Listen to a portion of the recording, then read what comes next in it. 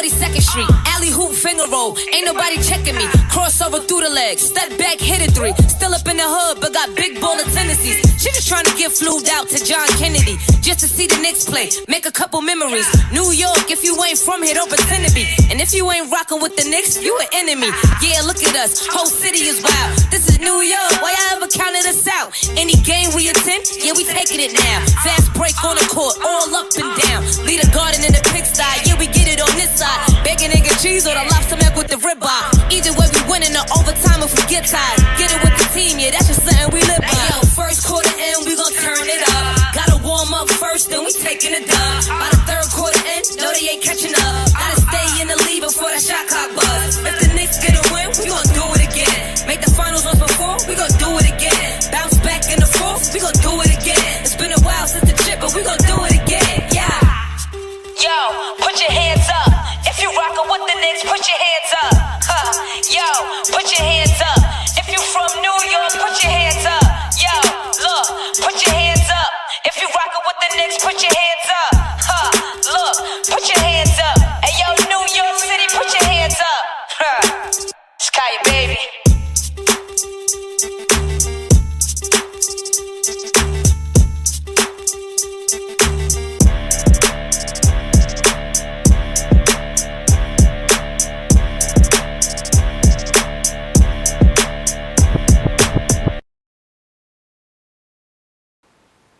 What up, what's going on? It's your boy, Bishop D-Lo. Welcome to Church Guys Sports Show for September the 9th, 2025. We're here, you're there. Excited to be with you. Excited for another edition of the Church Guys Sports Show. Your spot for bold takes, big debates, and a whole lot of truth. I'm your host, Dwayne Load-Holt, and tonight we got plenty to get into. We're going to start in the Bronx. Yankees are back on track. A lot going on with that. Them getting down to the dog days of August are over, and now we're into the stretch run, and the Yankees are right there, just 2 games behind the Blue Jays for leadership of the American League East. So we're going to talk about that tonight, but we got a lot of different things that we're going to unpack tonight. Tonight's show is going to be a big one, so we invite you to buckle up and hold on tight. We got some surprises and some folks that we want to talk to and talk about tonight. We're going to talk about Angel Reese being benched after her comments regarding the front office of the Chicago Sky and what that means for the WNBA going forward. Again, the Yankees are in striking distance. We're going to talk about that. We're going to talk about the rough week 1 in the NFL for both the New York Football Giants and the New York Jets.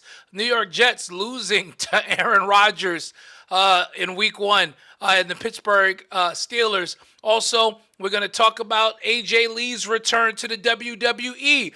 But before we get into any of that today, we do want to take a moment and shout out basketball legend, 19-year veteran Carmelo Anthony on his induction into the Naismith Hall of Fame, which we are excited and proud as Knicks fans and as a native of the borough of Brooklyn. We are excited that he has been inducted into the Naismith Basketball Hall of Fame. So y'all buckle up and hold on tight. I got a surprise guest that's going to join us in just a couple of minutes because we're going to talk about that Carmelo Anthony thing. But before we bring on our surprise guest, Bishop J. Mack is back. What's going on? What's up, my man? What's up, my brother? How are you? All is well on this end. Good to see you, bro. We missed you. How you been? Listen, I missed you guys. I couldn't wait to get on. We've got so much to talk about. A lot. I'm so ready tonight. I couldn't wait to get on. Good to be here. There is so much, so much to cover on tonight. Let me jump into the comments real quick. Greg Heflin, grace and peace, Bishop Heflin. And I'm good. And Bishop Heflin did tell me, so I'm going to go ahead and give the space to Bishop J. Mack, who can make a quick announcement regarding the Emmaus Fellowship. I'm grateful, Bishop Heflin.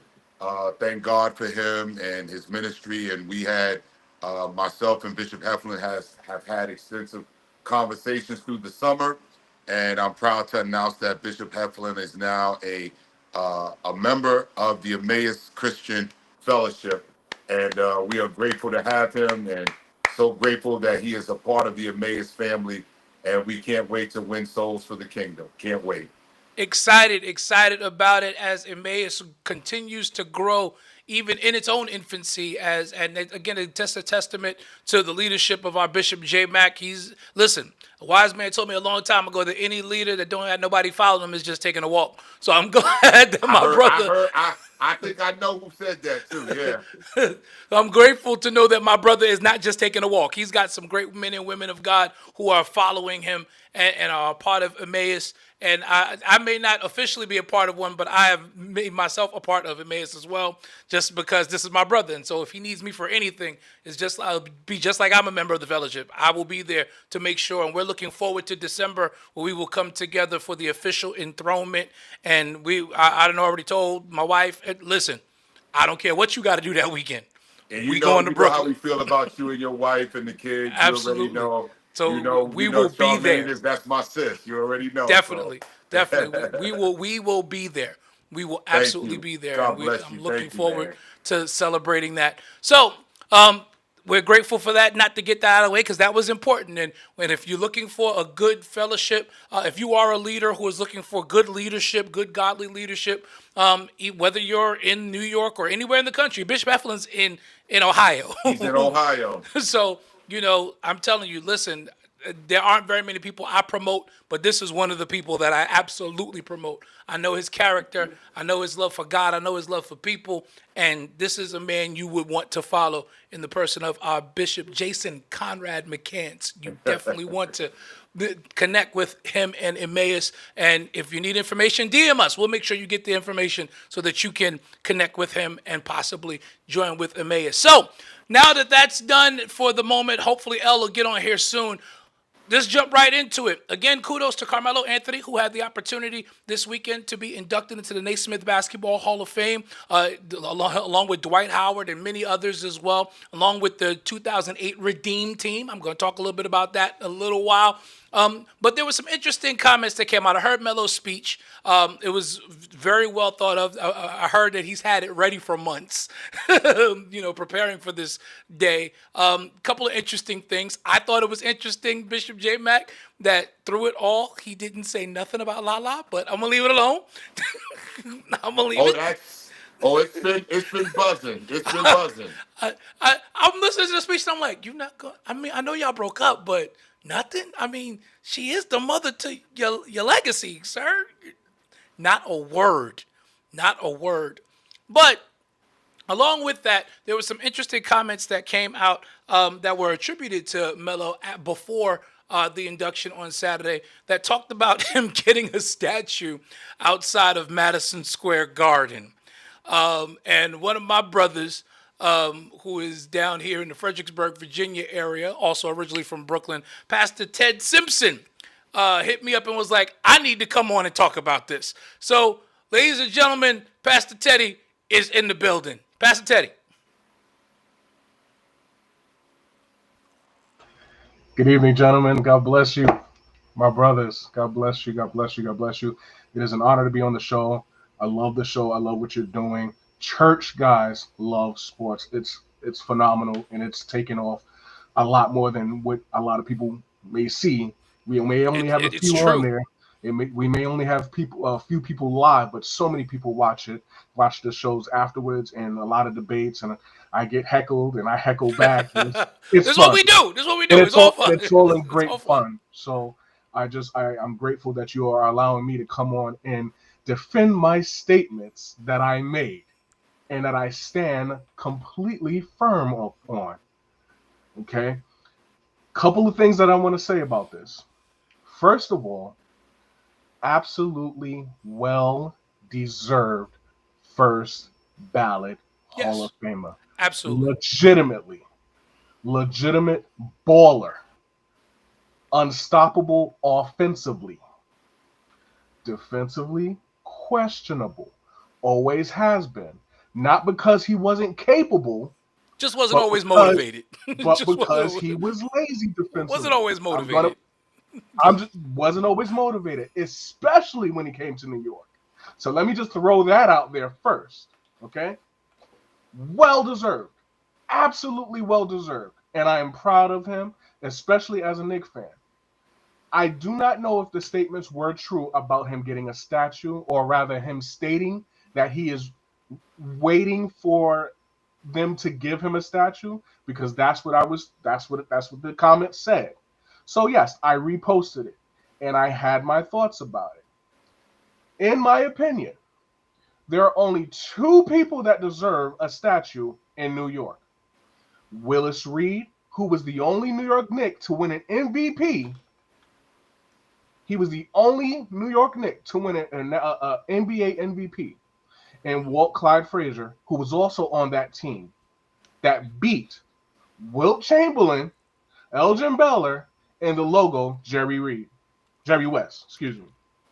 Those are the only two people, in my opinion, that deserve a statue. Not even Patrick Ewing. Why? Because there's no ring. That's just my personal opinion. Okay. And I'm sticking to my guns on that particular reason. And if you give Pat a statue, fine.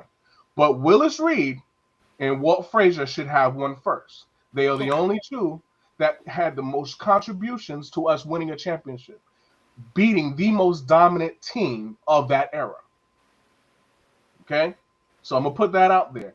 Taking absolutely nothing away from Carmelo's career overall. His stats speak for themselves. His career speaks for itself. But for people to say, and here was really what got me over the top. And it might have been a troll, and that's fine. But to say that he made the New York Knicks relevant, you were smoking every piece of crack you could find to say it, make a statement like that. At that time, I was no longer a New York Knicks season ticket holder. I was working for the New York Knicks at that time. If anybody remembers, when Amari Stoudemire's jersey fell apart in the middle of a game, I got that contract to do the jerseys. I embroidered for the New York Knicks. So I had intel. So this is not me just spewing stuff. Bishop L said something in the comments. He said, Melo is not that type of player where he's arrogant and all of this stuff. Yes, he was. He was a horrible teammate by the time he got to New York. He was a horrible sportsman when he got to New York, before he got to New York. But whatever went on with him and George Karl in Denver, that's fine. I get it. It also, in my opinion, he should have had a championship there, right? That's neither here nor there. He doesn't have one. Fine. But to say that Carmelo made the New York Knicks relevant, and from the time I was able to buy tickets, which was from 2004 when I had season tickets, first of all, I had to get a package, which means I had to buy Rangers tickets and New York Liberty tickets just to qualify for New York tickets. That's correct. And we sucked. We sucked. Those are the dark years. Those were the dark years, but the Garden was sold out every night. And that was the great controversy. Was like, even though the Knicks suck, they keep selling out. Right. So, but aside from that, what I would do is I would get my season passes, which wasn't even a full season, but the first day the tickets went on sale, I bought the top floor seats, $15. I bought 41 games, and I would sell what we call get-in tickets. So I made my money back for my season tickets. That's just personally what I did. The season tickets were $15 each for the highest seat in the 400s, right? I remember those days. I don't care. I was just about to say those were the days. I remember those days. And the Garden was packed to capacity every night, no matter what we did. Okay, so legitimacy for the New York Knicks, there's no way anybody could ever make a comparison with the New York Knicks compared to any team as far as relevancy in the NBA. We are the most relevant team in sports. Forget about just in basketball, in sports. The New York Knicks are synonymous with the word sport. Well, that's a bit of a hot take there, now, Pastor Ted. That's a hot take. It's fine. That's fine. That's fine. I mean, because you got to remember that they still play in the same city as the New York Yankees. You got to remember that. That is America's team. That is the New York Yankees are America's team. Absolutely. Absolutely. No, listen, I didn't say New York Knicks with it or America's team though. I just said they're synonymous with the word sports. They're going to be up there within the top 10 teams that you're going to mention in sports. Oh, in terms of Easily. valuation, there's no basketball team more valuable. That is true. That's That is my absolutely that's my point. That's my point. So relevancy, no conversation whatsoever.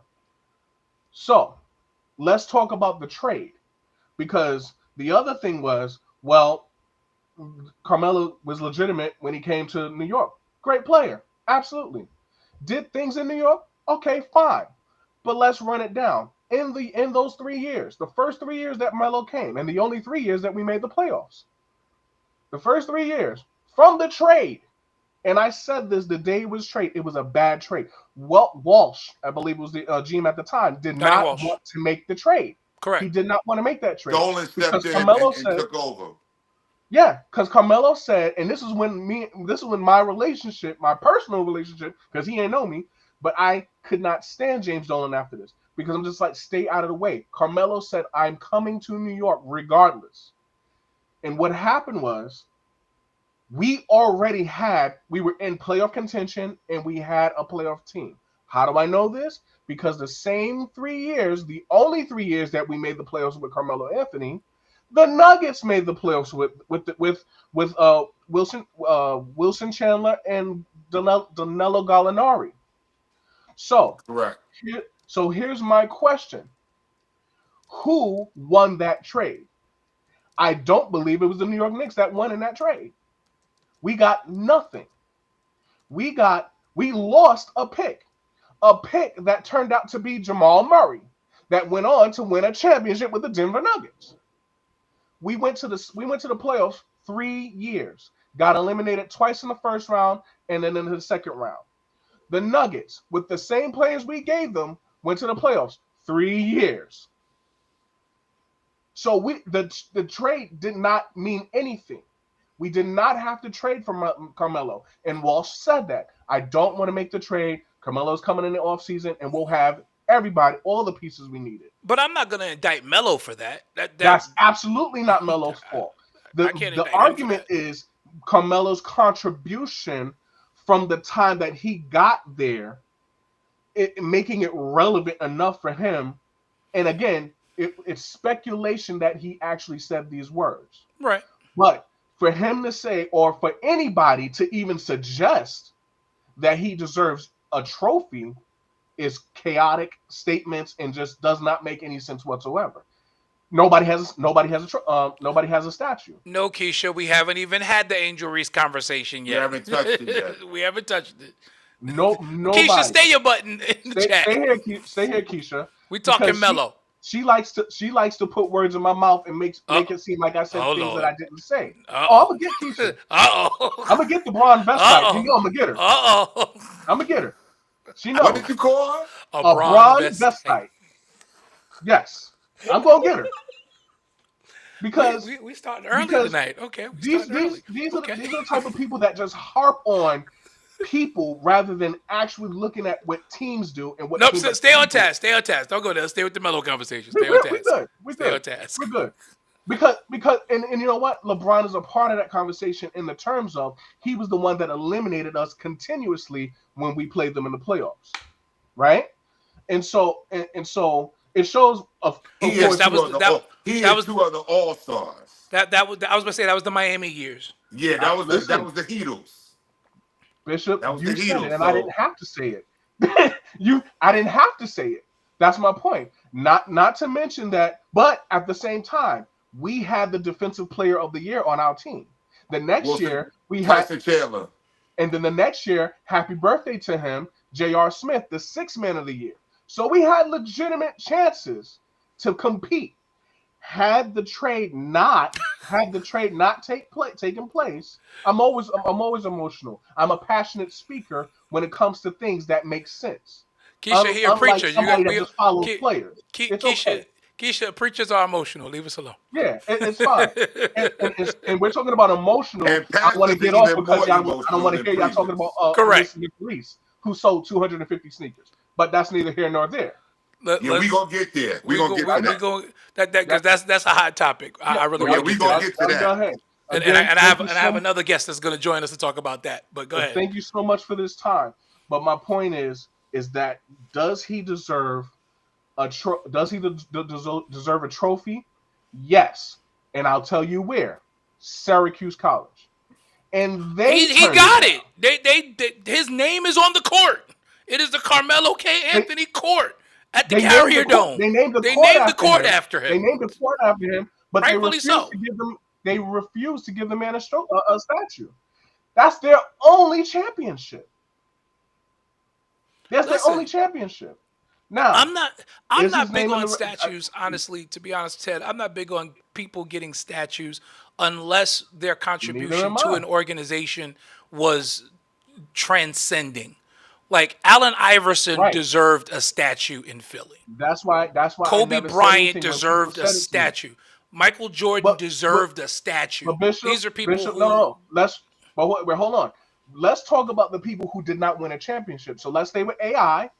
Let's talk about Dominique Wilkins. Let's talk about John Stockton and Karl Malone. Those are the four people off the top of my head that I can think of that have statues without championships. Okay. But made huge major contributions to their respective teams. Oh, John Stockton and Karl Malone made Utah relevant. Well, that's the relevancy. Let me say this. And you brought it up, but you said, Pastor, that you didn't think Patrick Ewing. I don't think Patrick Ewing deserves a statue either, but if I'm going to choose for somebody to get a statue out of the two, it would be Patrick Ewing over Carmelo. Between Patrick and Melo, absolutely. Nobody gets one over Patrick Ewing, who has no ring. I don't even think Melo's number 7 should be retired. I don't even think he should retire his jersey. But I'm gonna tell you why I believe that. Because for the same reason that Melo said he should have gotten one. Patrick Ewing, if you want to talk about making the Knicks relevant, that number 1 pick. Yeah, that changed the direction of a franchise. Absolutely. It changed the how people looked at the New York Knicks when Patrick Ewing got drafted. It absolutely changed the culture of how the Knicks were looked at. Even though Patrick Ewing was the only star there, they brought Mark Jackson in to feed him the ball. Yes, we know. Yeah. But if I'm looking at both of those players for the Knicks, it's Patrick Ewing should get the statue over him. Absolutely. All day. Because, and the second thing is, Patrick Ewing was drafted. He was drafted by the Knicks. Right. We traded for Melo. So there's no way I'm putting Melo over Patrick Ewing. Exactly. So if he Patrick Ewing should have been a Knick his entire career. He's one of those guys who should have been with one team his entire career. The front office messed up. Again, that was dope. And it happens. I mean, look what happened. Well, obviously before my time, but look what happened with Will Frazier. He went to Cleveland. You know what I'm saying? It happens. The guys go to different teams at the very, very end of their career when they don't want to retire. That's the business of basketball. It's the business of basketball. And there's nothing that you can do about it. I agree with you. Right now in sports, I'm in an abusive relationship with the Cowboys. We traded Micah Parsons. You know what I'm saying? So I'm not even. It's beyond me being a fan. I'm in an abusive relationship with the Cowboys at this point. You blink twice, Teddy. Blink twice, Teddy. If you need to come and get you. I looked at the Cowboys documentary this past week. Oh, you did? Okay. I had a chance to look at it.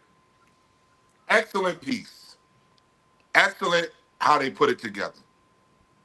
But Jerry Jones is y'all problem, man. Oh yeah. Absolutely true. Oh yeah. Absolutely, Jerry Jones totally is true. the problem.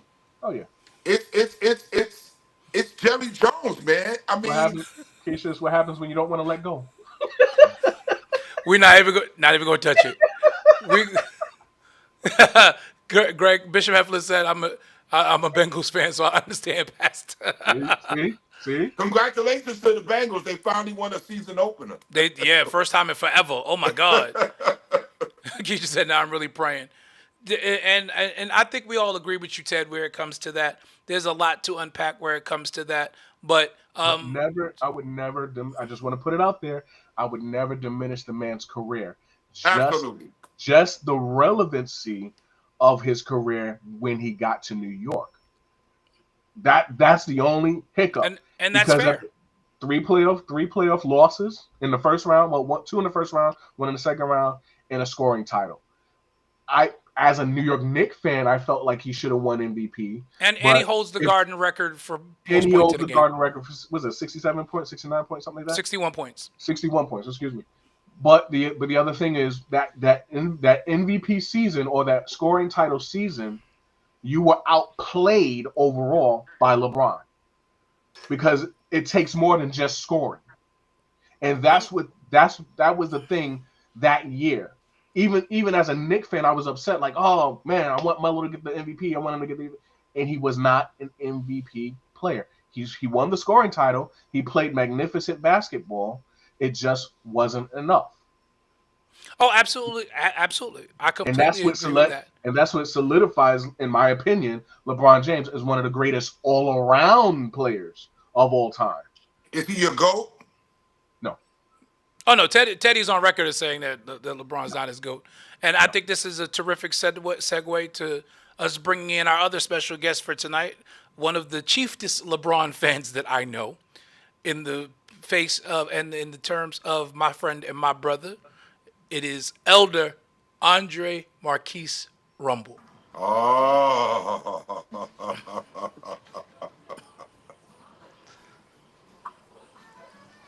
Lord, he rubbing his face already. You just got here, Dre. Because I was sitting there listening to this soliloquy for about 15, 20 minutes. And yeah, I'm long-winded, Doc. And he a preacher from Brooklyn. I don't care. He long-winded. He studied under Timothy Wright. He long-winded. I don't care about the long-windedness. It's the stupidity in the comments. What Number up? one. What up, Donald Corey Ballard? What's good, bro? I am not a Carmelo fan. But to disrespect this man because you embroidered jerseys. What? To say what? That he did not make the Knicks relevant. Now, here's the thing. I remember when I was at the Garden, and let me kill this notion. Before I was a LeBron James fan, I was a Michael Jordan fan. Okay. Michael Jordan was my GOAT. Okay. I was, mind you, I grew up in the heart of Brooklyn, where wearing a Bulls jersey was equivalent to going to the pink houses with a blue flag. Oh, you was trying to get beat up. It was you Knicks fan. So I'm in South Jersey now. And when people tell me about these Philadelphia Eagle fans or the Philadelphia Philly fans, they ain't got nothing on Knicks fans. I was an 8-year-old kid in Madison Square Garden with a Michael Jordan jersey. No, and these grown men wanted to lynch me. You haven't seen 76 Sixer fans and Philly fans are stealing home run balls from little children. They wanted to lynch me. I had grown men calling me names in this Garden. But we cannot diminish. Granted, he has not won a championship. But we cannot diminish what Carmelo did in that short amount of time for the New York Knicks. The only thing that had more hype than Carmelo Anthony in Madison Square Garden was Linsanity. So much so. And that's why they had resign. What was that? And I said that's why he didn't have Linsanity re-signed, because he didn't want to play alongside. Yeah, he wanted to I'm not disagreeing. I'm not disagreeing with that. I'm not saying he was the perfect teammate. I gotta step in there. That is a story that has been repeated but has been debunked by both Jeremy Lin and Carmelo Anthony. Carmelo Anthony's one statement regarding the Lin contract was the fact that when Houston made that poison pill offer to keep him from going back to the Knicks, because remember, he was a restricted free agent, he did say, that's crazy money. And he said, yes, I said that because this guy had a quarter of a season, and I'm not saying he wasn't good, but that's crazy money to offer him. He said it wasn't a shot at Lin. It was the fact that Mhm. that's a lot of money to offer a dude Right. coming He off a was quarter saying, of a season. and he was saying, hey, if they gonna offer him the money, let him take it. But he knew New York wasn't gonna match it. That's the Carmelo other thing. and Jeremy Lin have both said, and Baron Davis corroborated, when Lin was on his run, they were his biggest champions in that locker room. They wanted him Mhm. to brand Linsanity. They were Mhm. pushing him to do it. Like they Yeah. and Lin didn't know what to do with it. So Mhm. I want people. I need everybody to stop repeating that he was hating on Jeremy Lin because he absolutely was not. Well, I don't You care. know, I don't care about that. What I will say is that do he deserve a statue? No. No, no, Does no. he I think we does all he agree with that. does No, does he deserve his jersey retired? No. For no. me, I for agree. me, We agree. those are for but Brother Bishop said something. Um those Laker teams that they beat were not dominant. And I will say this: the reason why they may have been dominant in the West Coast, but it was the Celtics who were dominant because what was Jerry West's record in the finals? 0-8, 1-8, 1-7. one, one one and and One to seven. seven. seven. 1-7. 1-7. Elgin Baylor retired with no rings. How many finals did he go to? Mhm. Correct. Wilt Chamberlain was the best center in the game, and what he had 2 rings. Yeah. He was old by the time he got to LA. Right, he was. Oh, so even in his And prime, he lost to Willis Reed in right, 69-70. right, Mhm. and in his prime years, Bill Russ, he couldn't handle a Bill Russell who barely had an offensive game. He just knew how to Mhm. shut Wilt down and He shut was a great everybody else defender. down. He He was a was a great great defender defender. One, against the, Will. the, one Right. of the best So to ever do so it. I wouldn't say Walt Clyde defeated whatever. He was who he was for New York. What I will say is we won't diminish Carmelo's contribution though. No, Oh we not. no, I no. don't think anybody's trying to diminish it. I just Not at think that all. what you said, everybody's agreeing with the number being retired and the statue. Absolutely. But I mean, I think when you hear that he said he made the Knicks relevant. He I did. don't want to Relevant. say I don't know No. if we can Y'all say were that. Knicks Crazy work. fans. Do you not remember those Eddie Curry years? No, That, but no, but wait, wait, that, And wait. the, and that's the not what garden the was full. wins and Bishop losses D'Lo, do And the let not garden was determine full during relevancy. Eddie Curry Bishop Actually, years. D'Lo, let me say this. Here's the thing. There's This not been a wasn't time when the garden this, wasn't sold out. but this wasn't the Eddie Curry years when he got here. When Who he y'all had? got here, Amari. Y'all had that Amari. was Amari Stoudemire, that was Felton Ray at the point Felton, Right. guard. And what winning were y'all doing? Landry Field. They were in contention with They they they weren't. were in Contention of who? contention. They Lose. were they The they only were contention they had was losing in the first and they second were rounds. they were at the time of the trade. They were fourth in the conference. That's what I'm Right. telling you. We They They were weren't already playing losing. tape. They were so fourth in the so conference at the so time of the so trade. so we gonna act like Carmelo did not come to the Garden, and the Garden wasn't rocking when he was playing. The Of Garden was course he It was rocking. was. rocking before The he got Garden there. was rocking whether Carmelo was in the building or not. It doesn't You know matter. what? It's the I'm not a garden. I'm not a Knicks fan, so This this is ain't this so this have so nothing this to do with ain't being a Knicks even fan. this Let ain't me even let my me fight. let me help.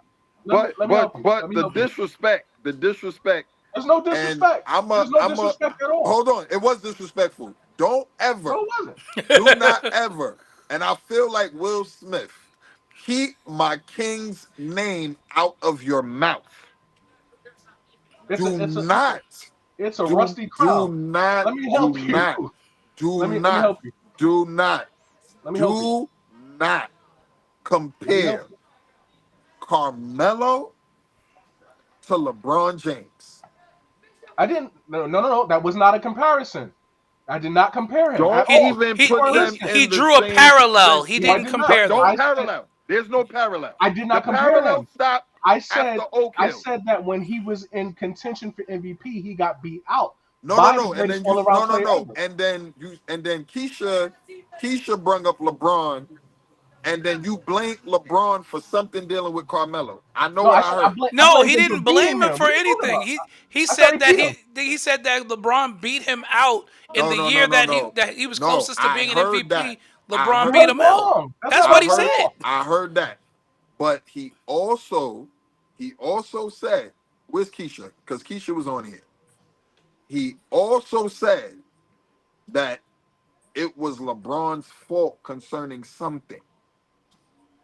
That Carmelo couldn't win because he was so good. No, that's not what you said. It was something else. I heard that part. I never diminished anything. You know what? I'm gonna have to. I never diminished anything. I'm gonna have about to play LeBron it back. at all. I'm gonna have to play it back, and then I'm gonna screen record it, please. and I'm a thing. But Please. Because listen, I would never disrespect LeBron's game comparing to anybody. Like I said, he is the greatest all-around player ever. He's the greatest player ever. There's nobody. He's the greatest player ever. That's fine. There's no reason for me to go after LeBron James and compare him to anybody. Like you said, I never compared him. That was never my words at all. Okay. At all. Okay. I'm gonna go back and watch. That's fine. He did. I did ask him, was LeBron his GOAT? And he said no. I know that. No. I don't expect expect him to be everybody's GOAT. Yeah, he's entitled to that opinion. Yeah, I wasn't talking about that. If anything, that was the only thing I said. I've never diminished this dude's. I would Thank never you, Keisha. Thank you, Keisha. Heard it. I know I'm not crazy. Thank you, Keisha. I never threw shade at him at all. Listen, thank you, he Keisha. threw shade at Keisha. I threw shade at her. He threw shade at Keisha. That's what he did. He threw shade at Keisha. He called Keisha a Bron Vest. What I said was, it's LeBron's fault that Carmelo couldn't move past the first round. That's what I said. Okay. But it wasn't. But he didn't just move. And then somebody else said, too. No, listen. In the second round, he lost to Miami twice, though. They said yes, we lost to Indiana. But what somebody said after I said that, somebody said with 2 All-Stars. Those were not my words. I never diminished LeBron James. I said with 2 All-Stars, he was with the Heatles. That's what they called them.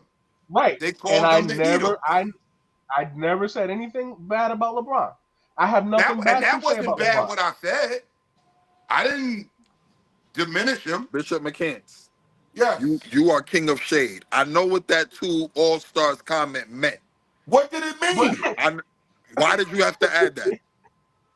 Because he was talking about the Heat. You know what? I'm not going to come on here and disrespect my brother's show. I'm not going to disrespect my brother's show. LeBron was not part of the topic. He just got inducted into the Hall of Fame because he was on that team. We are not going to be like First Take right now. Gentlemen, no, we're not going to be like First Take. We're not going to be like First Take. Bishop D'Lo, can I ask a question? Of course. Didn't LeBron just get inducted this weekend for being on the Heat? Oh yeah, let's talk about Bishop. No. Dwayne. But Elias, did he just get that hold on. Before we do all of that, I got one more guest that's joining the conversation, and I think this is a perfect time for him to join. Everybody say what's up to frequent contributor Willie Green is in the building. Green! Willie, I ain't seen you in that long. Look at your beard, bro. Great Rumble, I love it's you, been man. that What's long, happening? Willie? Been that long, man. What's happening, fellas? McCants, Bishop D'Lo, my brother. God bless you, man. How you doing? What's going on, man? God bless you, brother. Listen, can I jump back in here? I don't have to throw shade. Now, you know me, Rumble. If I got something to say, you know me enough to know. It was shady, Bishop. I don't care. I heard the shade, Bishop. I heard it. There was no shade. I heard it. I still and just like J Mac, sound like the lady that I got sent, that the young lady didn't hug her the right way. That's how you sounded, adding that. Right, Bishop Jackson. No first take. No first take. I just said it because he just wasn't. Willie, is that your phone again? Where your headphones at? I gotta come back. Because it always be Willie's phone doing that. Go out and come back in. I'm gonna come back. I'm gonna log off. Yeah, go out and come back in. It's always Willie's phone. Always. It's that, yo, I promise you, I think it's that Queens Wi-Fi. It's something in Queens. Now who's going shade? It is something. It's that Queens Wi-Fi. I'm telling you. It must be the Queens Wi-Fi. County ain't paying their bill. They ain't paying their bill. That Spectrum Xfinity ain't Right. working out there. Y'all Okay. ain't right. All right. Let me babe. Y'all But ain't right. to the point that Dre was about to make before I tried to welcome Willie on, yes, and I stand by my statement because that post that page made was absolutely misleading. First, let me go on and say this. Kudos to the 2008 Redeem team. They did what they were supposed to do. That team absolutely deserved to be inducted into the Naismith Basketball Hall of Fame. Absolutely. But the idea of someone, I'm not even going to put it on LeBron fans, but whosever idea it was to try to turn that moment for a team into an individual accolade for LeBron James was reaching. That was my issue with it. Bro, it does speak volumes though. Like, think about it. Carmelo was on that team. Absolutely. It's like I said, it's an amazing team. And Absolutely. I think first of all, I agree with you 50%. Because the thing was, I saw the post after you shared it. I didn't see the whole thing. I only saw the part that Keisha had shared. Okay. But when I looked at your post and you had like everything that The whole person thing, had, right. yeah, when I'm just like, bro, like Like, okay, come on. you Like, doing too much. Too Like, much. Exactly. And that was my point. That was my point. Like, come on. I got the first line that you said. The fact that somebody was in the Hall of Fame who's still actively playing. Right. I'm fine with that. Like, leave that there. But to bring up all his accolades, that had nothing to do with the Olympic team, bro. Nothing.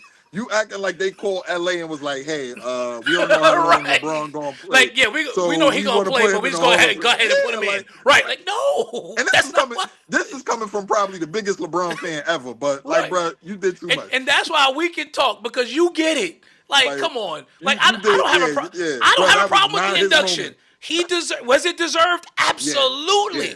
Yeah. Absolutely. Yes, it speaks volumes that, wow, even after the 16 years later, this man is still in the league playing at a high level. Yes. But This all nigga this watched extra Dwight stuff. Howard get inducted into the Hall of, like, bro. That was hilarious. Yo, how That are you still? That's hilarious.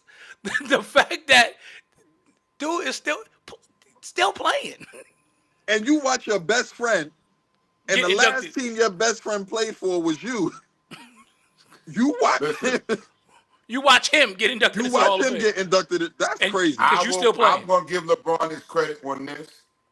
He's one of one when it Absolutely. comes to longevity. He's one of one. Absolutely. There's nobody that can touch him with his conditioning.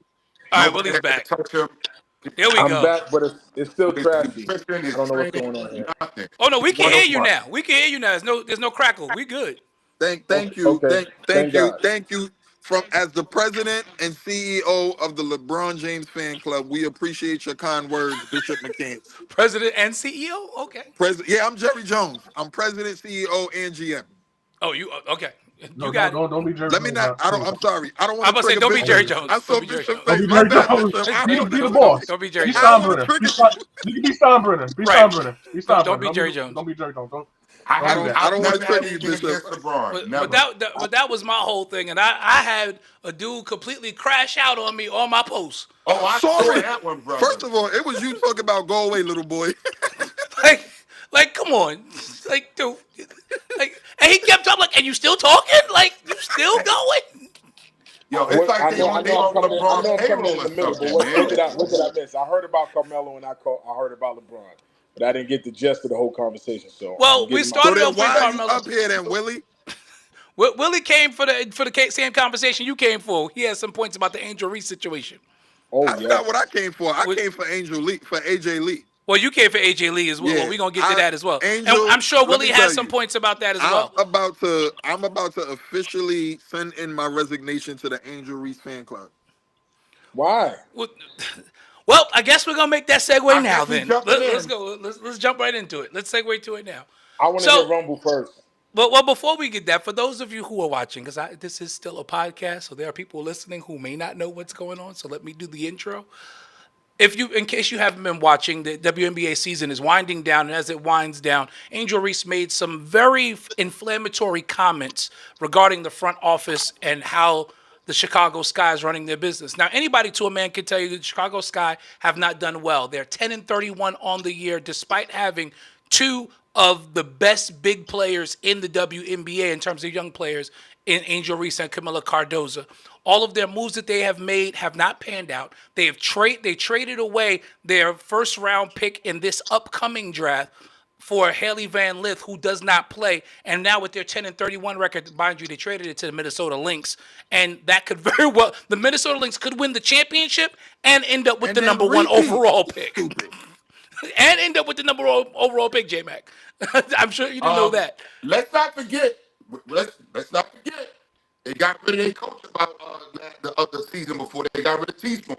And they fired Teresa Witherspoon at the end of the season. So Which Angel I was Reese, pissed off about because that's my favorite WNBA player of all That's where time. it started. and that's where it all started with They fired Angel Teaspoon. Reese. Honestly, it started from the moment she was drafted, because when you think about it, her introductory press conference was trash. But that's neither here nor there. If you go back that far, you had lesser players than her get bigger fanfare in their cities than Chicago gave her, coming to be the Chi-Town Barbie.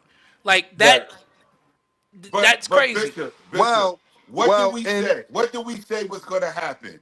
What did we tell Keisha was going to happen? That she's going to end up in New York playing for the She's going to Liberty. force her way out of. We said this 2 years ago. I said it. I right said on it. the Yep, show. I said it 2 years ago. We said it. We said it 2 years ago. J-Mac, but let's add another team to that. Let's add another team to that. She's not only looking at the Liberty, she's also looking at the Dallas Wings, because they're rebuilding and they could potentially get the number one pick as well. It's not an automatic that the Lynx are going to get the number one pick. That's The true. Dallas Wings are Yeah, the Wings Dallas actually Wings- have the worst record. That's right. The Dallas Wings are in contention to get that number one pick, and they already have Kate Beckers. They already have a front line that Angel Reese could get plugged into and could potentially Plug be a and play. juggernaut in that Western Conference. But And they let's have not coaches. And they Yeah, have yeah. actual coaches. Here's Let's the not thing. forget. Let's not forget this though. And we said this 2 years ago. We said it last year. When the Liberty were getting ready to win the chip in Barclays, who was sitting courtside together? Oh, Angel Reese. Angel absolutely. Reese and Teaspoon. Angel Teaspoon, Reese yeah. and Teaspoon. And Teaspoon is now the assistant general manager of the New York Liberty. You know what, I'm telling McCants? You know what, McCants? You're a cheater.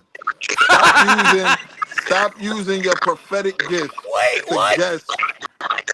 But for me, it You makes, hear me? it makes You hear me, man of God? Listen, Dre, you could ask Keisha. I said this 2 years ago, that she's going to force her way out and go to New York. Now, Dallas, like Willie said, is a player. But I think where she wants to go is New York. That's where she want to be. I mean, that's what's best for the Angel Reese brand. And see, and you know what? I'm a old school, new school pastor. But I feel like these players care so much about their brand Oh yeah, that's in the NBA and in the W. I agree. that. I absolutely But agree. I'm gonna say this.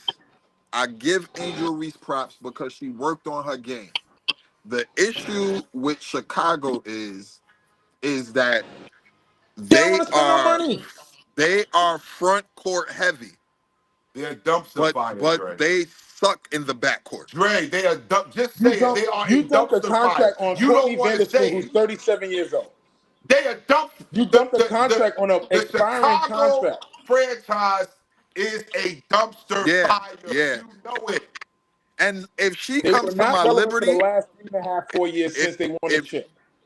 if she comes to my Liberty, I'm going to be extremely happy.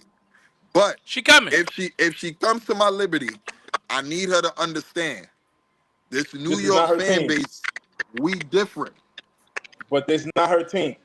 I gotta honestly know don't that think from she the cares. rip. I honestly don't think she cares about that. I think she cares about it for her branding standpoint. But to a degree, I also think she cares about winning. She won in high school. I believe she that. won in college. She wants to go someplace where she's gonna win every year. And she's But going to let's do think what they about tell her something to too, do D-Lo. in New York. D-Lo, Dre. let's think She's about not something coming too. here to take She over. left two programs. She's plug and She left play. two She's going to do programs what they to go tell win. her and Yeah, focus on exactly. her brand. To Wait, go win. who is this ghost talking?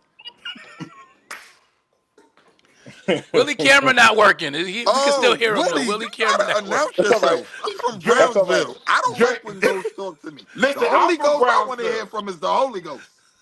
Dre, but listen, she gonna do whatever they tell her. She just want her brand, and she just want to ring. She I don't hope care if so. her numbers come down.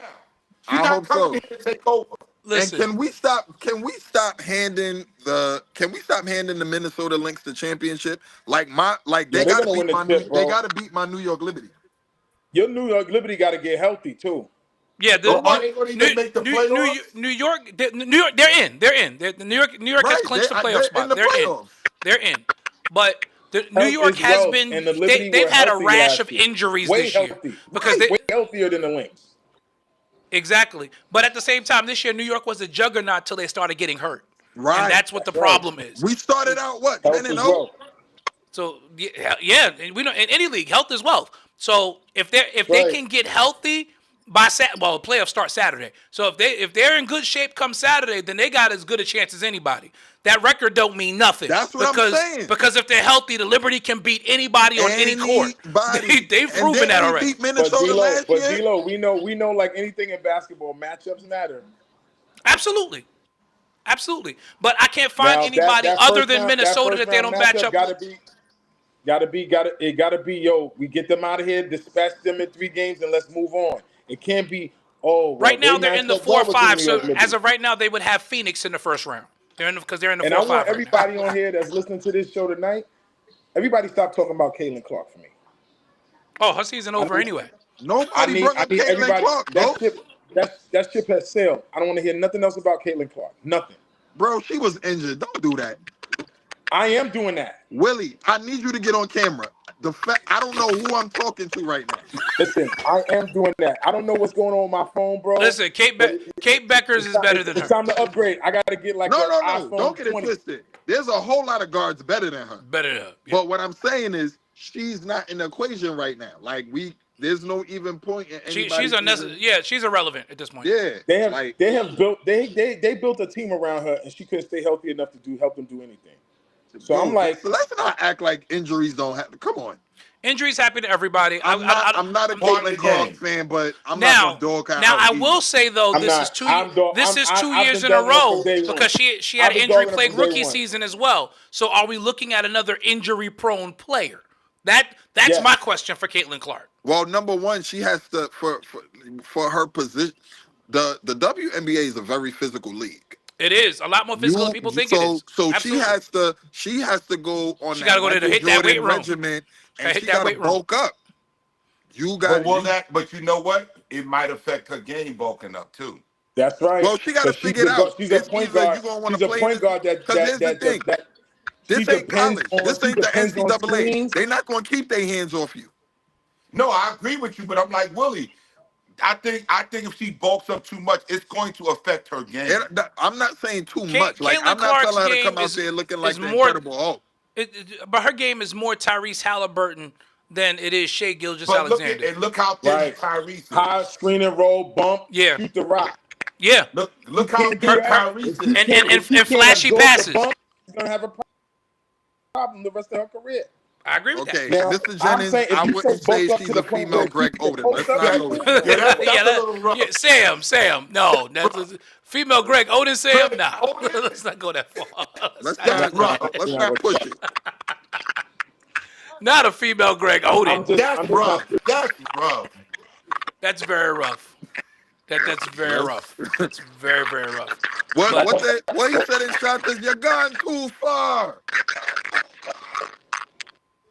Oh gosh. I don't know. Listen. But Willie, I you envision cast that demon out your phone. Yeah, that demon is back, Willie. That demon is back. That demon. Go try lay to hands even- on the lines in I- Queens, Willie. I envision a starting five in New York next year of Natasha Cloud, Sabrina Ionescu in the backcourt, Brianna Stewart moving back to her natural shooting small forward position, Angel Reese at the 3. I'm Jesus. sorry, at the 4, Woo! and Don't tempt me to buy season tickets. bro, I'm telling you that's what I'm envisioning. Hey, Bishop, Listen. you still got that Madison Square Garden plug? I might need. Oh no, they at the Barclays. They at the Barclays now. Yeah, At they the at the Barclays Barclays. Forget it. And we talk about that. No, it's too. cool. I got a Barclays plug too. How Dolan made a mistake. He didn't think the franchise was worth anything, and now they're the most expensive. Right. They're the most. Oh yeah. Yep, they're the You most got that. valuable. Well, Well, we know Dolan. Well, Dolan is That's y'all Dolan. problem. Dolan is Dolan. the issue. Listen, Dolan did a great job with building a sphere out in Vegas. He's making a ton of money with that. He needs to just stick to being a developer and leave the sports to the sports people. Well, he's been doing that with the Knicks. But who outside? Willie. Who in the world is outside? What just happened? Willie, it got worse. But that's the starting five I envision in New York, and that's gonna be ugly. No. Sound like the subway. Willie, you at work? You pulling the bus I'm out? about to say, Bill, you pulling a bus out, Willie? What depot you working out of tonight? That's what it sound like. He about to do a You midnight run. really? Willie doing a midnight run out of the Jackie Gleason depot. He said, "You just stay right here, okay?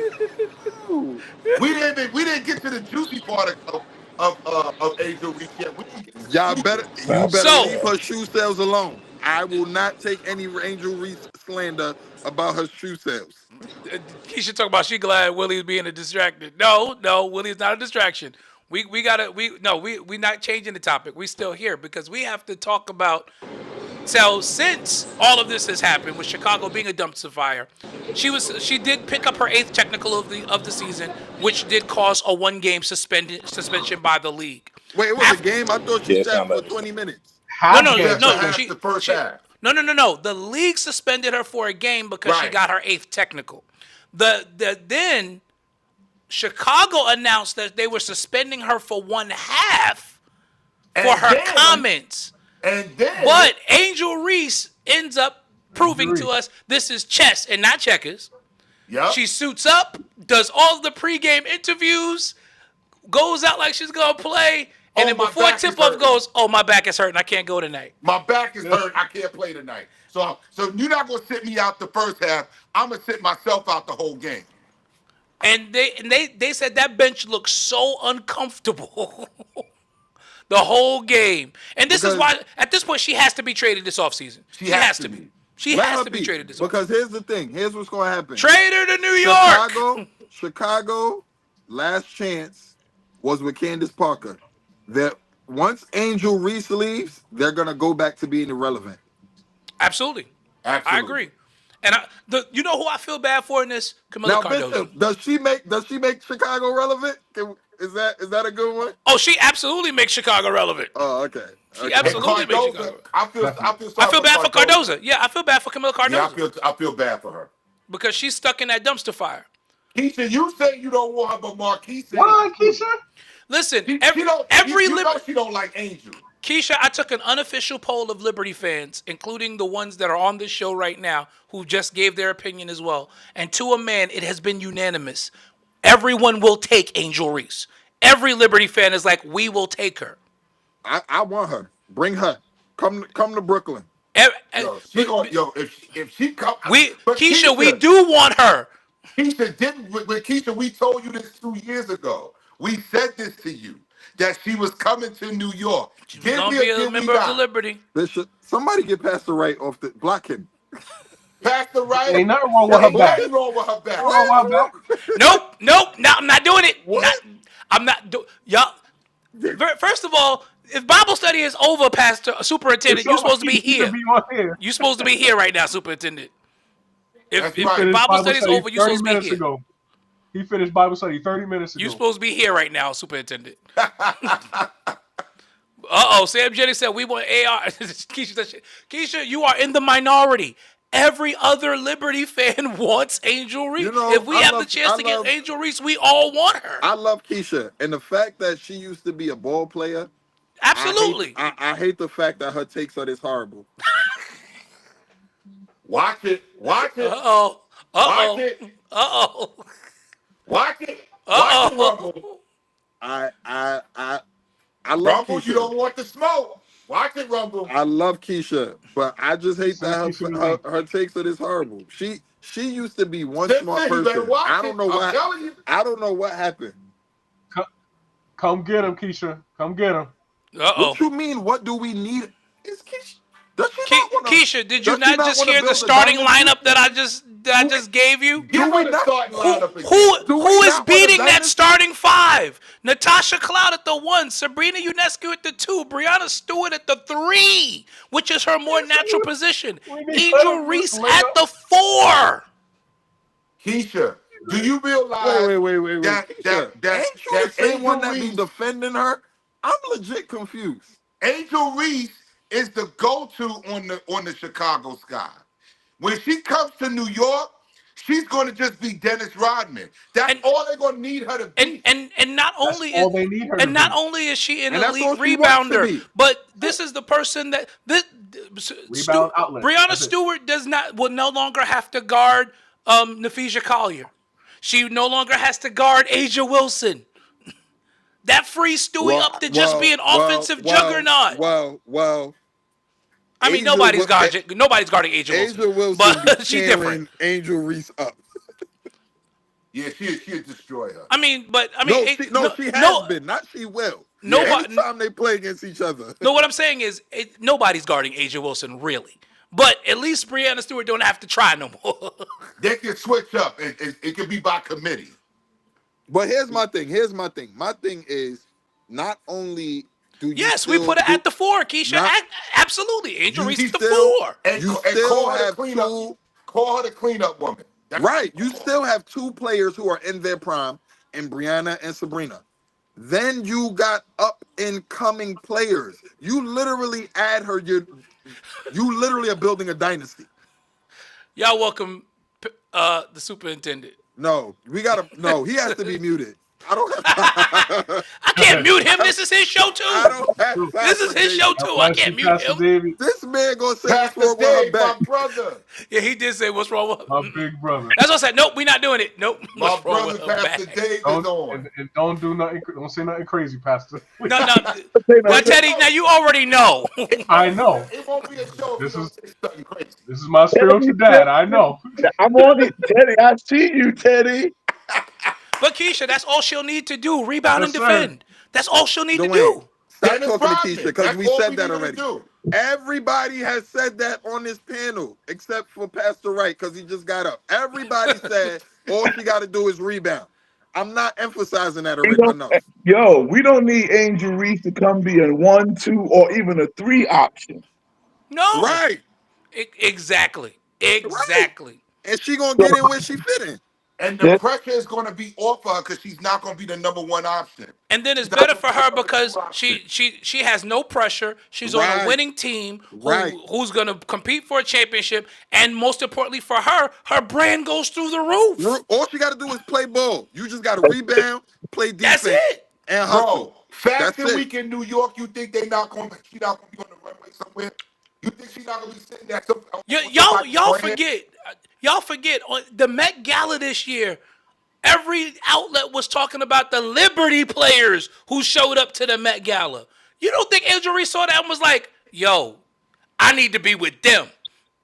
Listen, her and Teaspoon probably already got this thing. They already, Teaspoon saw her. Teaspoon said, she was like, Teaspoon, I want to say this about my Teaspoon. Teaspoon About my probably said, teammate. go over was there, like, yo, blow say that it, garbage and I'll up. get you over here. Say it, and I'll get you over here. Teaspoon said, "Go over there, make those comments, and I'm gonna make a call the next Right. day, get this trade going." It's probably already in the works, I'm telling you. Teaspoon said, "We gonna force your way to New York." Right. Rumble, I'm telling you, I said this 2 weeks. We all said it 2 years ago on this show that Sure did. Angel was going to force her way to New York. That's my big sister. I'm gonna reach out to her and see if I can get an inside scoop. From Teaspoon? Yeah. Yo, let me tell you. So, funny story. I never saw Teresa Weatherspoon before. The day that the Liberty had opened up at the Garden in '97, and I saw her, I said, "Who is this man?" Now you starting to get like Pastor Because, J. yo, See? I was listen, at the game where she hit that 3 against the Houston Comets in the finals. me I was too. at the game. I was sitting there and I said, whoever that is going. I wasn't a fan of Cynthia Cooper, Cheryl Swoops. Right. I was a Teaspoon fan up You until didn't she like Tina started. Thompson? Kim. I didn't like none. First of all, I hated Houston because they beat us that year. I So love after that, Teaspoon and Kim Hampton. yeah, and Those Kim was my Hampton. girls. Oh my God, I loved Kim Hampton. You ever I saw her love in Kim person? Hampton. Yeah.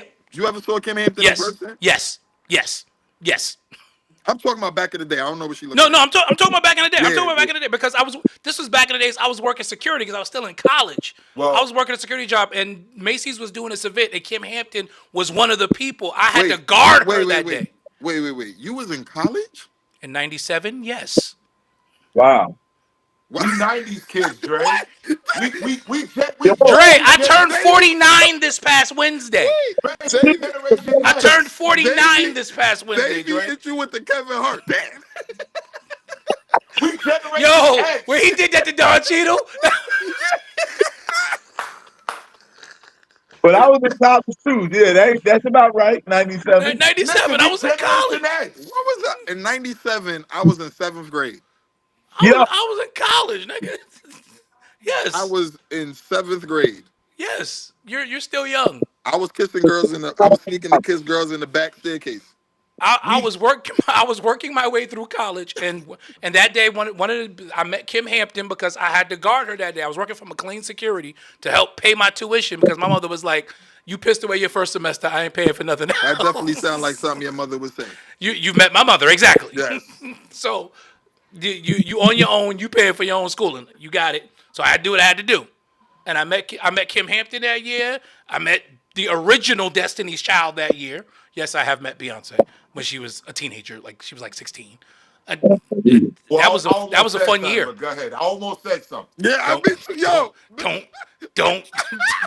I caught the spirit of Superintendent Rex. Don't you get the superintendent spirit? Don't you get the superintendent spirit? Because that was an easy setup. You said I met Beyonce when she was a teenager, and I almost said something. Well, Bishop, I'm so glad that you had self-control. Right, because had that been Superintendent Wright, it would have just got said. Sure enough with her.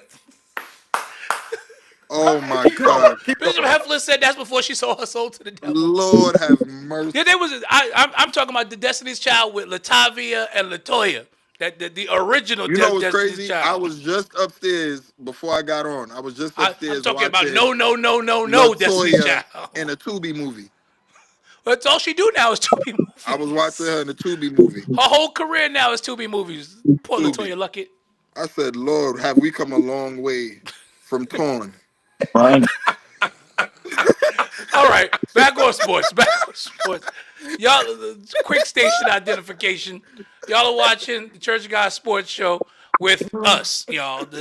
Bishop Lodeholt, Bishop McKids, Pastor Wright. We're regulars. We're missing Bishop L tonight. Our guest tonight, Pastor Ted Simpson, Elder Dre Rumble. Willie Green was with us, but his phone is trash. So, but we're talking about the prospect right now of Angel Reese coming to the New York Liberty next season, which is looking more and more like I think she sits out the rest of the regular season. And since there's not What they got, like 2 games left? 2 games left, and I think her back miraculously heals on Saturday when the playoffs start. And you got to realize they're headed for a lockout. So, you know, we had it for labor relations at the end of the season. She's resting up for Unrivaled. Which quick side note about Unrivaled before we go. I freaking enjoyed it. And Unrivaled? Yes. Me too. I loved it. But you'll enjoyed appreciate this. The numbers came out today. J Mac, I know you're gonna appreciate it because we've been singing Unrivaled's praises from the beginning. Yeah. Unrivaled started last year with $34 million total. That's what they started with. Their 1 year later, their valuation came out today. Unrivaled is already worth more than the WNBA. Wow. Unrivaled is worth $340 million No in way. 1 year. No, you lying. You're lying. It came out today, Dre. I saw it this afternoon. I saw the article and I stopped. I said, wait, let me make sure this is reputable. It's reputable. Unrivaled is all. Steph Curry poured money into it. Giannis poured money into it. That first year was so good that NBA players are putting their money behind Unrivaled. I know Draymond did. Yep. Now Steph has gone in with them. Giannis has put his money behind it as well, and they've got some more major corporations. And isn't Lisa Leslie? Lisa, she was one of the original investors. Right, one of the original. Right. But they're up to $340 million. They've already signed the top 10 college basketball players, including Juju Watkins, have already signed to Unrivaled. So when they signed NIL deals with Unrivaled, so Unrivaled is paying them to go to school this year, and they'll be Unrivaled when they graduate. It keeps the Shaq and Magic in there too. Man, well, Shaq is one of the investors as well. So let me ask y'all this. For those of us who watched it, what do you think the difference between Unrivaled and the WNBA is? Why do you think that more eyes? Because I was tuned in. I was sitting there watching like, yo, these girls is balling. I'll tell you why. Tell me, Davey. Go ahead, Dave. Some of them women got prostate. Oh my God, no. All right, that's it. That's it. No. Y'all fell for that? Who No. fell for that? No, Dre did. Dre told him to go ahead. And that's this one's Dre's fault. This is Dre's fault. They're trying to clean it up, but once they started throwing them things on the court, y'all saw it. I don't want to say what it was. They started throwing them things on the court. And then it was different color ones. I know that. They were different color ones. Willie said the ghost one, Dre. I just know what Willie said. And wait, hold on. Pastor, did you say some of them took them? Because they took. So it's full court. It's a full court 3-on-3, which is brilliant because it's never been done before. Even their All-Star Weekend is better. That 1v1 tournament was fire. Fire. They've been begging the NBA to do something like that. But the NBA players' egos are too big. The women still care about competitiveness and they have being to, the best. They ain't got no money. They need to bring eyes to the product.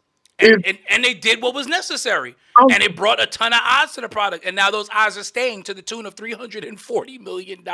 How, after 2 years, are you more profitable than a league that's been around for 27? Is it more profitable than the Big Three? For the W going into negotiations. This does not bode well for them. No, now because be able to point to the W is going to be in trouble because Unrivaled has already announced that based upon the projections, they're going to pay the highest salaries in women's sports history this year. Not just women's basketball, in women's sports, period. That's women's soccer, women's volleyball, whatever there's a professional women's league in, Unrivaled will be able to pay the highest of any women's sport anywhere. No, who else got stake in Unrivaled? Angel Reese. Angel Reese is Unrivaled. Yes, she is. The W is in trouble. And the thing is, Unrivaled doesn't stop them from playing in the W. No, because it's after the W season. What I'm saying is, I enjoyed what I did too. I was looking forward to Tuesday, Thursday, and Saturday to see those games on TNT. And they got a TV contract in their first year. If I'm Juju Watson and I got this deal with Unrivaled, I don't even have to go to the W, right? I don't even about the WNBA. Juju, Flage, all of them. They're like, WNBA for what? Juju's getting paid to rehab right now. Like, she's not even going to play this year. Dudes in the NBA in the offseason going to play for the G League. They ain't doing that. They making bread. They got eyes on that them. is true. That is true, Keisha. And I think that's what it is. The Unrivaled is a purely skill league because of the way it's played. Because it's a 3-on-3 full court, you got to be skilled to play in that league. You got to be. Yeah, because 90% of the time you got to play 1-on-1. Yep. There's no defensive There's scheme no and no help. double There's teaming and no all Listen, help. that. we know because we all played 3-on-3 in the park, so we know how that is. There's You no got help. it's mano y mano. There's no help. Say That's this, it. And and ain't no help coming. that case, And it right. You 'Cause on they that gotta island stick by to their man. yourself. Right. They gotta You get- stick to their man. You getting cooked? You getting That's cooked. it. You gotta figure it out. if that is the case, Angel Reese will not do well in that league. Angel Reese is already in She's already Unrivaled. in the She league. already in there. But Angel Reese had a phenomenal first She year did in it. What the Unrivaled. fuck? What? She had a phenomenal first year in Unrivaled. think she's a Actually, she scored more in Unrivaled than I she was did gonna, I in was the gonna league. say that year in Unrivaled actually prepared her for this breakout season she had in the W. Because you actually saw the bag in Unrivaled. Yeah, she was balling. You saw her handle. You saw all that. I don't think So Angel Reese got a bag, yo. she do. Here, so I'm gonna She tell you can shoot something. the three and everything, man. I She was just don't get the time no, to no, do no. it in the I'm W. gonna share something with you, Pastor Ray. I was watching the Michael Beasley podcast, Uh-huh. and he said the only person that ever beat him one-on-one was Bam Adebayo, and everybody was sitting there talking about Bam, and he was like, "Yeah, the coaches won't let him play." He said Bam is a 6'10" point guard. I Wow. believe that. He said he got a handle. He said Bam's bag is nothing what you see in the league because they won't let him loose. He said if Bam go to a team where they let him loose, Bam is going to be in the MVP conversation. That's what Wow. Michael Beasley said. Keisha, So they holding Angel back. Yo, hey, let me tell you, when it comes to, and that's the thing, when it comes to the NBA, this is why people say you can thrive in college and not thrive in the league because it's all about systems. How many times have we seen players play in dope systems and then once they get traded, they suck? they terrible. They Or suck. reverse. Or Right. reverse. They Or suck they're here terrible and go And they play get in the this right dope system. system. And they get in the right system. Yep. They get in the right system and they know and they know how to ball. Look at Quinn Cook. I was excited when the Lakers got him. He came to LA. No. I'm like, what the heck? Burger. It was the But it was the system system. that the It was the Warriors system. had. Look at Yep. football. Look at football Sunday. I know Giant fans don't want to hear this, but David They Jones don't. was really good on Sunday. I don't need your negativity. I don't need your negativity.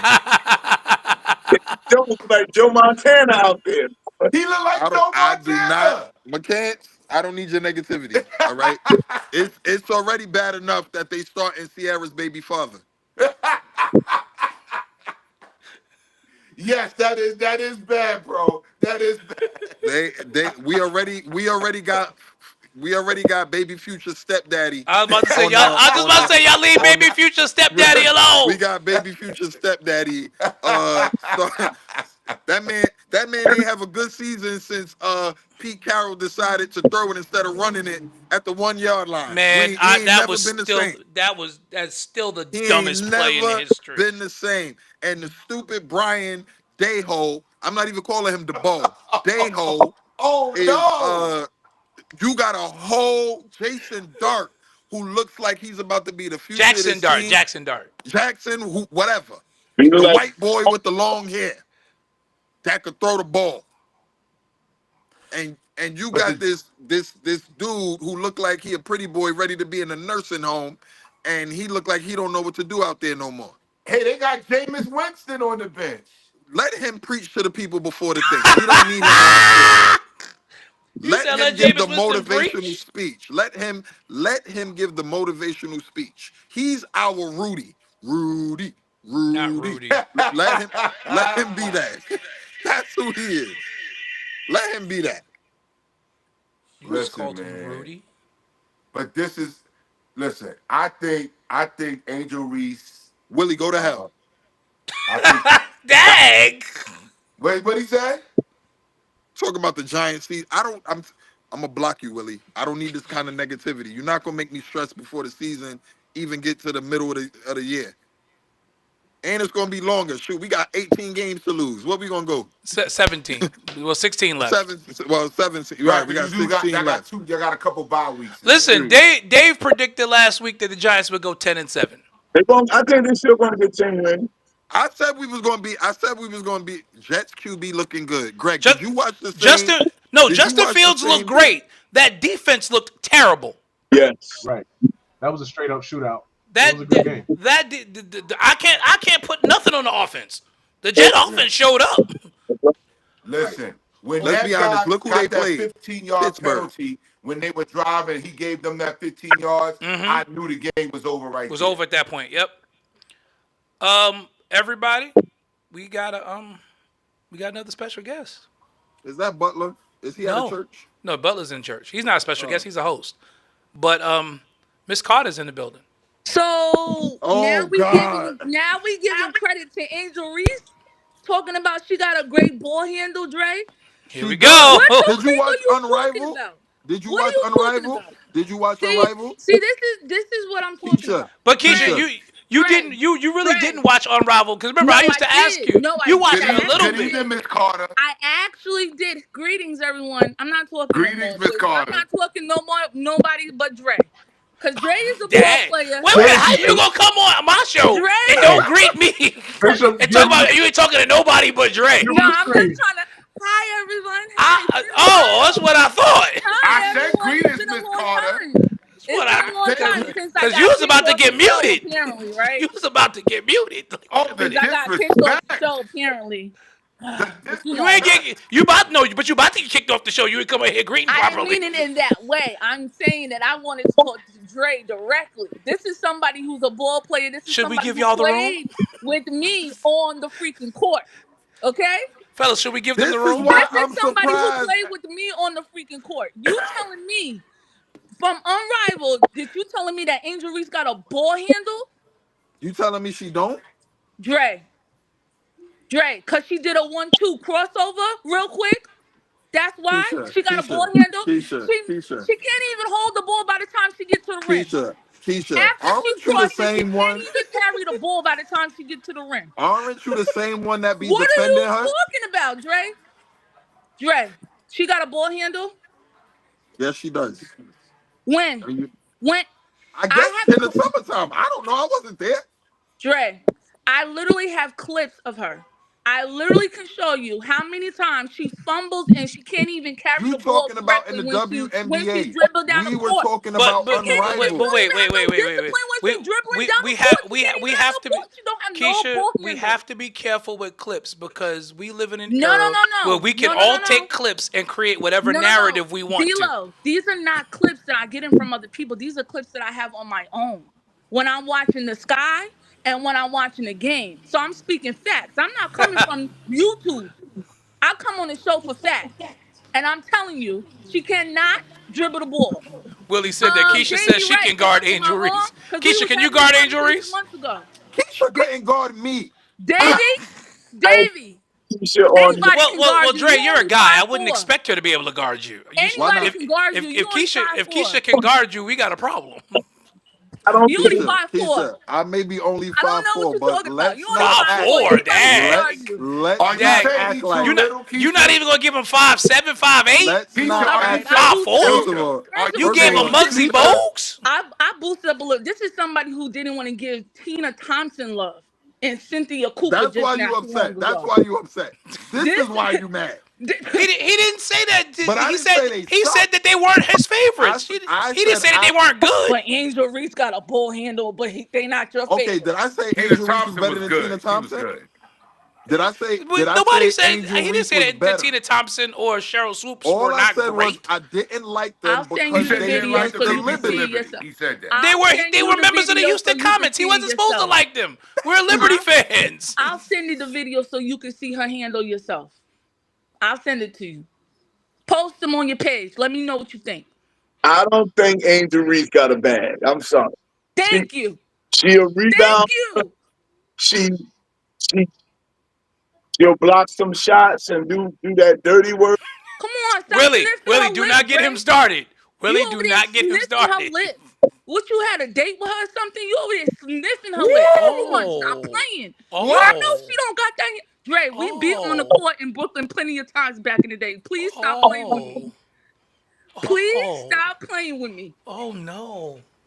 Don't do this. Oh no. Dre, is she Cause pulling receipts? Oh don't no. do this. Dre, she Oh, pulling receipts?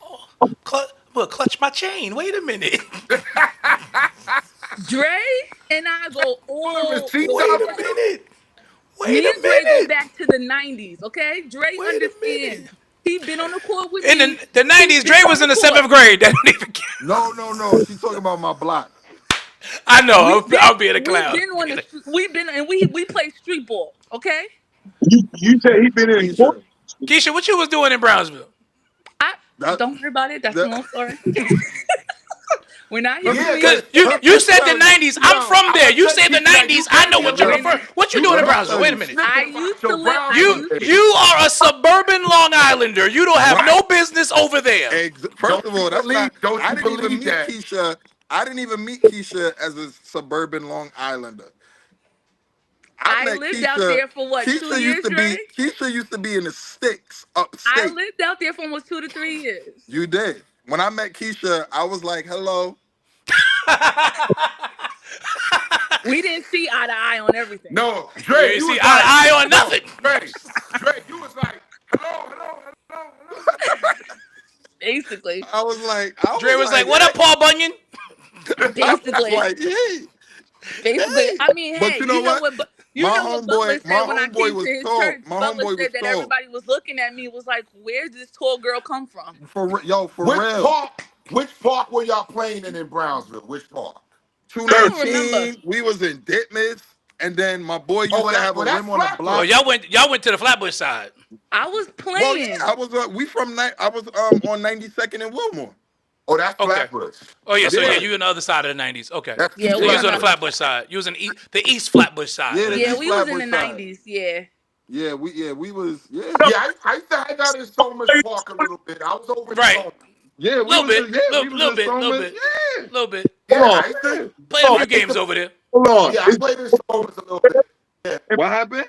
Is ball players on that Flatbush side? Yeah, it's some. Yeah, What?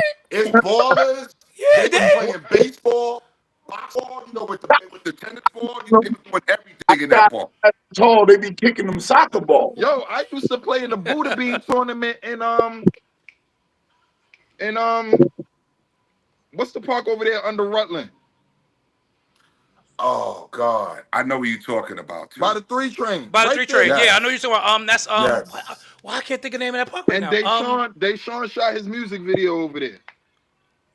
Davey, Yes. there was definitely ball Why I players can't on think of the name of that park right now. But Oh, yeah, my I God. played in tournaments over there too. Yeah. That's Yeah, I all- played in that's the all- Buddha that's Bean all- Before they over fixed there. it up. Before Yeah, they fixed it up. right. Before they fixed Yeah. it up. Right when you trying to get, we used to take, that was our shortcut. Remember, Keisha, our shortcut to the parade? Lincoln Terrace. That's it. Lincoln That's Terrace. the name of the Yeah, park. Lincoln Terrace. Yeah. Lincoln Terrace You're Park. giving out That was too it. much Yep. information. Lincoln Terrace Park. You're right. You're giving out too much. You're right. It's not about Keisha today. Cut through Lincoln Terrace Park going to the parade, Keisha. You know? Baba. We learn something new every day. I was in love with Brooklyn. I just say that. All right, woman of God. I was in No, love she with wasn't Brooklyn. a woman. Yo, his was crazy. Me and Keisha didn't even know each other was going to church then. No. And that should tell you all you need to know. All you need to That know right is there. That's it. That's crazy. all you need to know. I had no clue she grew up Kojic. She had no clue I was in church. That is crazy. Well, technically, to be honest, I grew up Baptist. Oh, then you didn't grow up in church.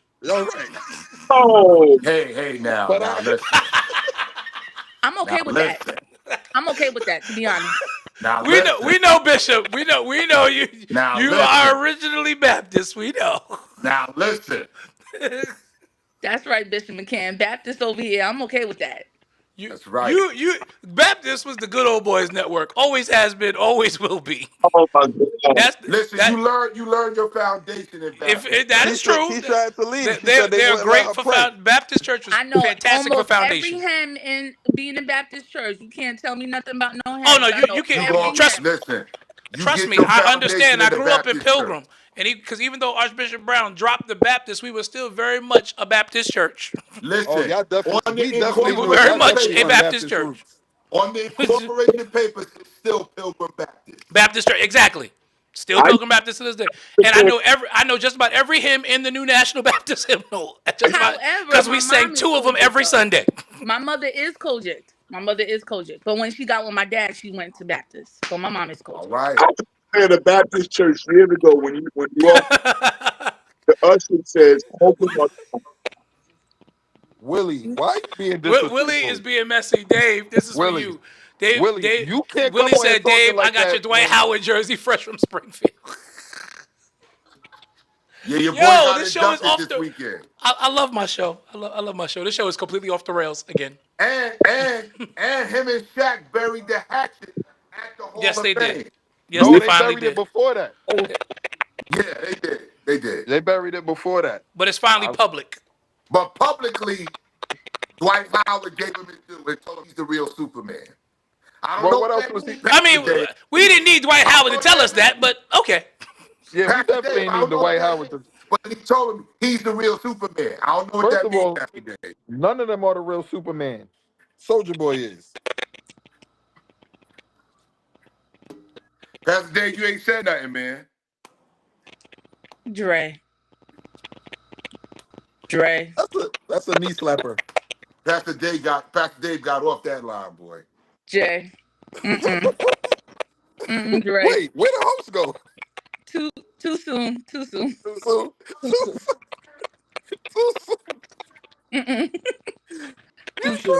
Too soon. I honestly love Unrivaled. Now, D-Lo could attest to this, and maybe Bishop McCann, but I was not for Unrivaled in the beginning. I wasn't. I'm not surprised. I thought it was going to be super corny. It did sound like that. It They sounded do it really better the than the promotion and everything, right? They do it better than Ice Cube's league, the Big Three right now. That's They what I do was it about to better than ask you. them. I was like, is Yo. it better than the Big Three? Bishop thought McCann, Ice I Cube will owned honestly say that is a true fact. I really would Yeah. rather watch them than the Big Three. I wasn't really, I mean, I watched it occasionally, but I wasn't really. The Big Three was cool at first, but I'm just like, all right. Where right go? Yeah, but you got to realize they play half court. Right, Unrivaled is full court. Yeah. Unrivaled is full court. Full court 3. But see, Three- that is what made me, because D-Lo, I was just saying, That's crazy. but D-Lo, I was just saying that I wasn't a big fan. Remember, I was like totally. You said that, and I told you was crazy. I said, I'm Keisha, saying- watch the I'm games. totally, but when I started to see the Yep. skills of each Yeah. player, I was like, I'd rather see this than I see. Flage is gonna kill in that Unrivaled. You really Oh, have to see absolutely. girls play in the post. Juju is gonna Flage and Juju gonna average are 50 in going to Unrivaled. shine. Juju gonna average 50 in To Unrivaled. see these It's gonna be girls ugly. play in the post. First of all, I'm gonna be honest with you. What's the chick? Alyssa Thomas? Yeah. Alyssa I didn't know Thomas, she was that nice. I'm gonna be honest. from I Mercury? didn't She realize plays how in nice she was till I Oh, she's watched a her. problem. Yeah, she's a problem. When Yeah, I she saw her slammed in down Angel. Unrivaled, She slammed down Angel their first game. Would come back. But she's I too know. worried about being a model and a beauty queen now. he Who you said, you talking acting about? like I'm saying Angel Reese is the Tim Duncan of power forwards. Who you talking about? I'm saying you making it seem like I said Angel Reese is the Tim Duncan of power forwards. Like, I just didn't like that whole ball handle. Really ticked me off. That's why I said D-Lo, put me on right now because Keisha, I would tell you to challenge her, but you retired. When was the last time you picked up a basketball? I haven't picked up the ball in so long, and I don't, because I will honestly say that Angel will give it to me. Okay, I will not be like Butler. I'm not being out here like that. No. Nope. I can't do what Butler did. I'm not doing that. What Butler out here catching straight? No. Butler traumatized me, okay? I'm not traumatizing none of my brothers, none of y'all, okay? Yo, what's crazy is my homeboy. I'm about to say Keisha is 40. We are not. Thank you, D-Lo. No.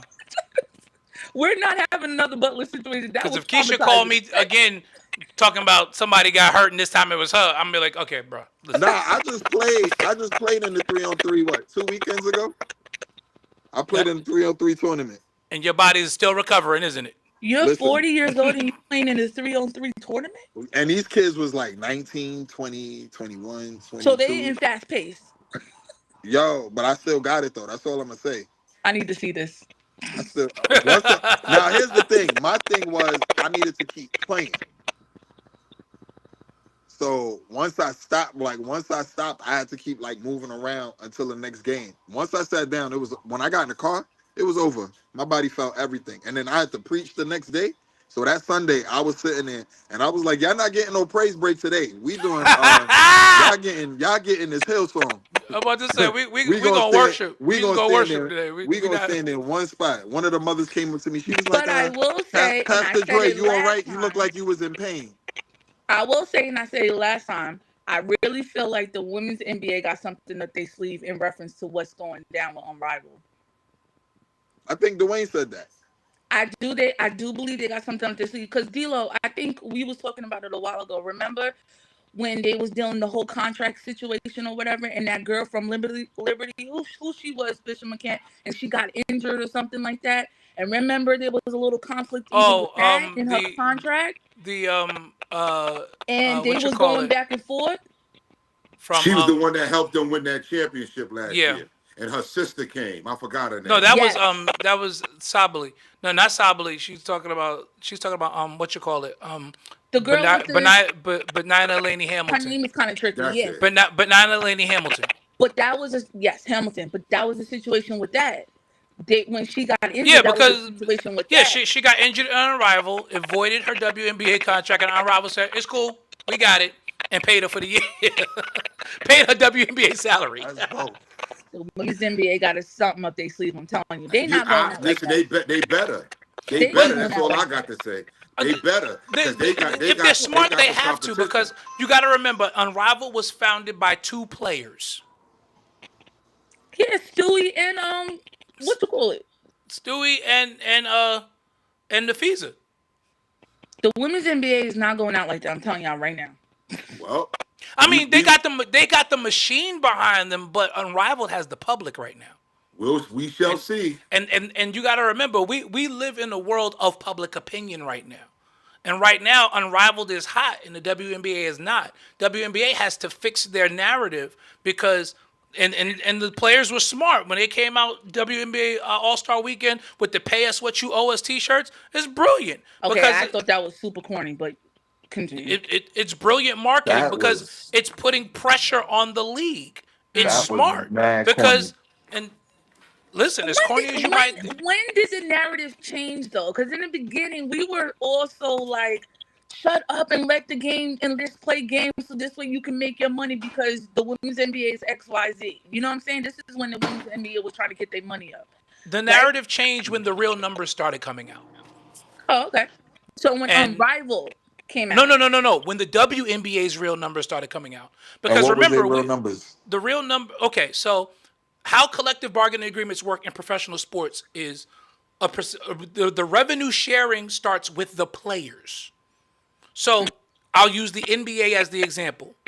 Yes, the owners make a boat ton of money as owners, but there are only 30 owners. There are 430 players.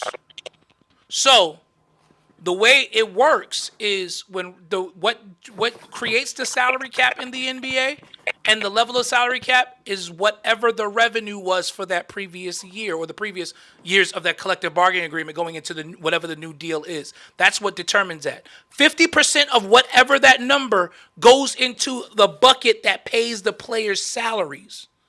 So basically, they are making enough, but they just No, that's just it. Let me finish the point. That's the NBA. The WNBA's number was less than 10%. It's upside down, way upside down. The revenue share, the players get 9.7% of the revenue. So they in the red? Now, they was in the red already because of the NBA. But here's the thing. What did it was the new TV deal. Yes, because the NBA has been saying, we're losing money. Then NBC and Amazon and all of these networks got together and ponied up this $2.2 billion, $200 million of which per year is earmarked for the WNBA in that deal. So, basic math. WNBA lost $50 million last year. That is the actual number. Basic math. You trying to play me? No. I'm just trying to show you Okay. how simple it is. WNBA lost $50 million last year. The new TV deal is worth $200 million. That means before jersey sales, before ticket sales, this year the WNBA makes a $150 million profit no matter what. The players are only getting 9.7% of that. Oh. Once the numbers came out, that's what people said, oh, wait, now we side with the players. Because they are, essentially, they are slaves. So the women's NBA is basically out here lying people. They are getting less than a tithe. Right, it's 9.7. And they added another team. Two more teams. And they're adding more teams the next couple of years. Wait, so they are making money? As of this year. Because of the new TV just deal. with the TV deal alone puts them in the black. Dre, they added a new team this year. year. So the players are like, now that we're making money, pay us what you owe us. They are right. That team and that other team that they added over there. The Golden State Valkyries this year. And then Philly is getting a team. And then Philly's getting a team. You got a couple more teams to the draft. And Dallas is getting a team, I believe.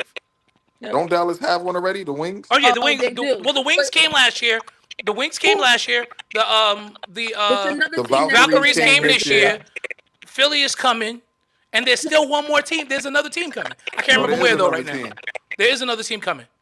I forgot what they said it's going to be. Yeah, but there is one more team. Yeah, because it was 4 of them. Yeah. So there's one more team coming. Seattle got a squad already. Seattle got a team. Seattle got a squad. So that's where the pay us what you owe us came out of, because they're like, wait a minute.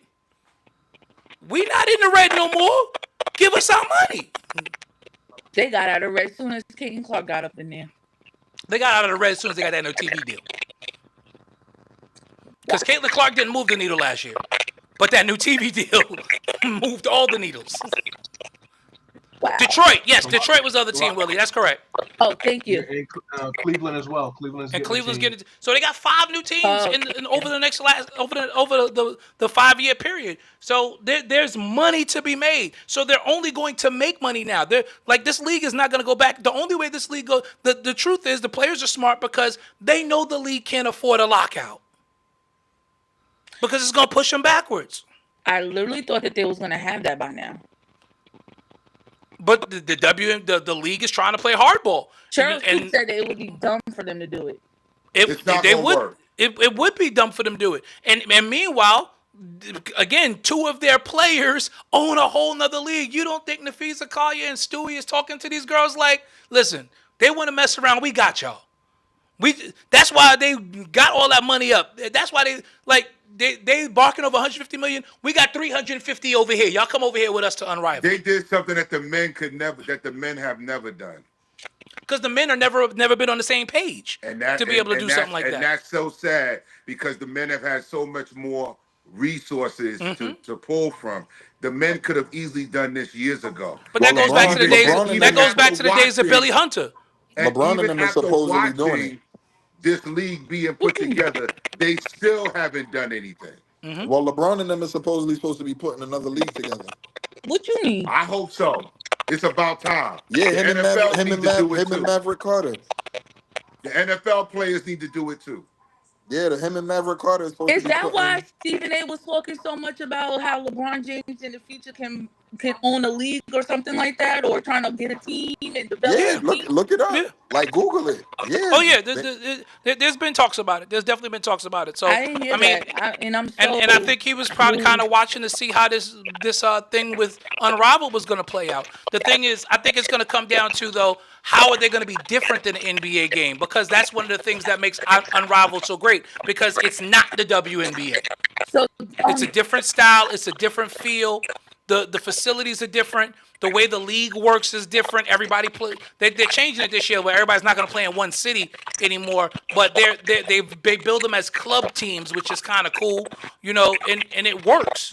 So it'll be interesting to see what they cook up on the men's side, and if they can get enough players that will want to be part of an upstart like that. Because what makes it great is you had 2 all-stars in Nafisa Collier and Breanna Stewart, who were the ones that did it. So when 2 of your biggest names are on it, that makes it easier for other players to fall in line. Now, are Bron and Mav going to be able to get other marquee players to say, yeah, we're going to go roll with this league? But you know what's so crazy for the men? There are some dope dudes out there that can ball. Because just Yeah, think absolutely. about it. They don't have the M1 no more. M1 is not out there no more. M1 is not out there no more. You don't think some of those players want to play? I mean, but mixtape basketball and professional basketball are two completely different things. But D-Lo, I feel like that's still an opportunity though. That I'm going based upon being more creative. Tell Willie. No, stop you're commenting, not please. wrong. You're not wrong, Keisha. But again, we're in a copycat world, which means people are gonna follow. It took Nafisa Collier and Breonna Stewart to say, "Hey, we have the cachet to go to all these investors and say, hey, we want to start this league." And look how they did it. They went and got some of the top names in the W first to sign on, and then everybody else fell in line.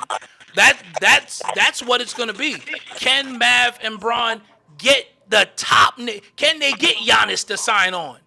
Can they get SGA to sign on? I think for some reason, I gotta say, I think if anybody can do it, it's LeBron James. I think LeBron can get Giannis. I think he can get KD. I think he can get these guys. I'm not really worried about KD 39. So I know, but still, KD he's still putting up numbers. Yeah, but I mean, is he going to be? A lot of them are, to be honest. But if that league doesn't start for 2 years, is KD really going to be worth at 41? Now, at least Giannis is still be in his prime. KD is 39. What did KD 38. average last season? I don't remember off top. Not a lot. He averaged like 25, He said not a lot. 26 a game. Don't do KD like that. He was. I'm gonna check it down. 25, 26 a He game was last season. averaging more. He was averaging at least 18, 20 points a game. I'm sorry, It was more than that. I'm sorry, KD will be 37 on the 29th. Right. He averaged more than that last season. I mean, listen, in basketball years, he's 60. Just be honest. Still old. In basketball years, KD is 60. What did he average last year? Listen, in basketball years, Braun is 75, which is why what he's doing is ridiculous. There you go. He averaged 26 a game last year. Oh, dang. 26.6 a game. He averaged almost 27 a game. 27 a game, 6 rebounds, and 4 assists at 36 years old. Okay. You know what? I could go to the Brooklyn Nets right now and at least average 10. You and Michael Porter? Me and Michael Porter Jr. Hey, if listen, if they bought your boy Simmons out, so there's a spot for you. And I can go to Chicago Sky and know how to cross. Let me address that for a second. That elephant in the room. Report came out today that Ben Simmons was offered a league minimum contract by the New York Knicks and turned it down. And as a result, his agent dropped him. I didn't see that. Yes, that happened. Ben Simmons' agent dropped him because he refused the Knicks deal. What was the Knicks deal good? It was like a 1 year. What? It was a league minimum contract. But his agent understood, this is all you getting, bro. You haven't done anything in years. Why you think Ben Simmons thinks he's worth more than that? I mean, no. The Knicks offered him a league minimum deal. He turned it down, and his agent said, "Yeah, we gonna part ways now because you messing with my money now because nobody else offered you anything. You're being offered a contract by arguably the best team in the Eastern Conference. Are you stupid? But y'all didn't want him anyway, so." No, the Knicks wanted him to shore up the I mean, the Knicks insurance wanted policy. him, but I'm talking about the fans. Y'all didn't want him. Yeah, I mean, he was. No, I didn't. I would rather bring back Landry Shamet, but I mean, like I say often, yes, I would rather bring back Landry Shamet over. I would bring back DeLon Wright over him. I would, but that's just me. I don't think that Ben Simmons has anything to offer the game anymore. I don't think he does. So I think he should just call it a career. He made millions. Lack thereof, and call it a day. But man, J Mac left. Oh man, I wanted to get his take as we segue into our final segment of the night. The WWE saw the return after 10 years of April Mendez, better known to the world as AJ Lee. You know, somebody hit me up and said that they thought that was a trash move and it broke my heart.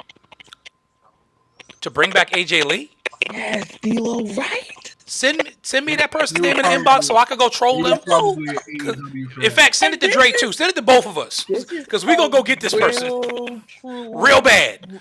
What? Because a lot of AEW, Man, this was what one of the happens greatest is a moments lot of the WWE in the last 10 They years. needed that moment because it was getting to and be. what happened, I crazy needed that whack. moment. And us knowing, Greg, us knowing that was going to happen, still did not. Right, make it didn't any diminish it. less great. Yep, didn't diminish it at all.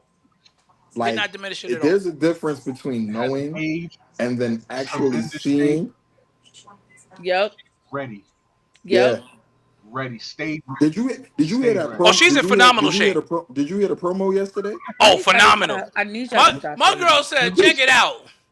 Did not She's miss like, a oh, step. for those of you that don't know me, I'm your favorite wrestler's Favorite wrestler. I said, yeah, let's go, AJ. Wait. But I was that was hyped. not Yo. a work. but I also felt That was like not a work.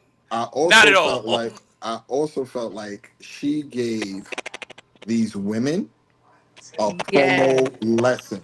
Yep. Yes. The To take way a break. she built, the way She set the whole built thing up. all the way up. And take even with that the break. reality aspect of it, she stayed in her kind of off character Yeah. because that was always her gimmick. AJ was always listen. Cole said it. Yo, crazy is her superpower. Yeah. And I'm like, yo, I agree, Dre. That was a class. They That needed was a that master class. She taught, and I'm gonna be honest with you. A lot of these women, they are extraordinary in the ring, I agree, Right. but they're terrible on the but mic. their character work Needs work. And that's the thing. And that's the thing. When we grew up, the style of wrestling was not important to me. Right.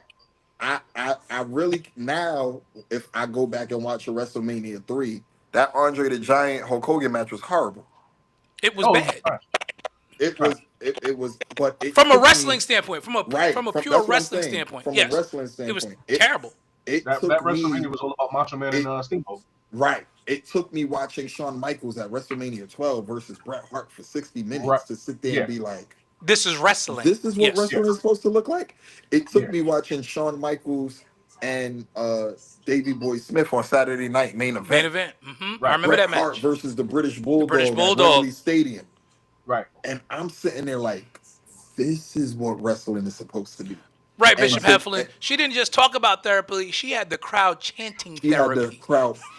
But then my manager, me and him was talking about it shortly today, and he said, "What did you expect? You forgot who her husband is?" That part And too. I'm like, But rated. I'm But like, she was she's was always great been before like- she got no, with him. and that's what I said. I was like, She's always She was been great like- before she got with him. AJ was who I she was definitely agree. before she married CM Punk.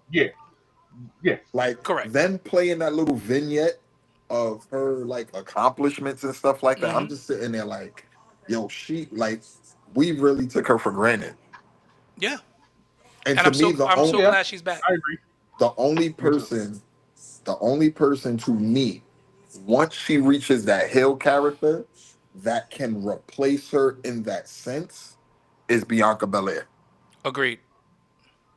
If they let Bianca tap into what they allowed Roman to tap into, because to me, I'm gonna be honest, and I hate to admit it, Rhea has the aura, Rhea has the in-ring ability, but Rhea does not have the mic skills. I cannot listen to a Rhea Ripley promo.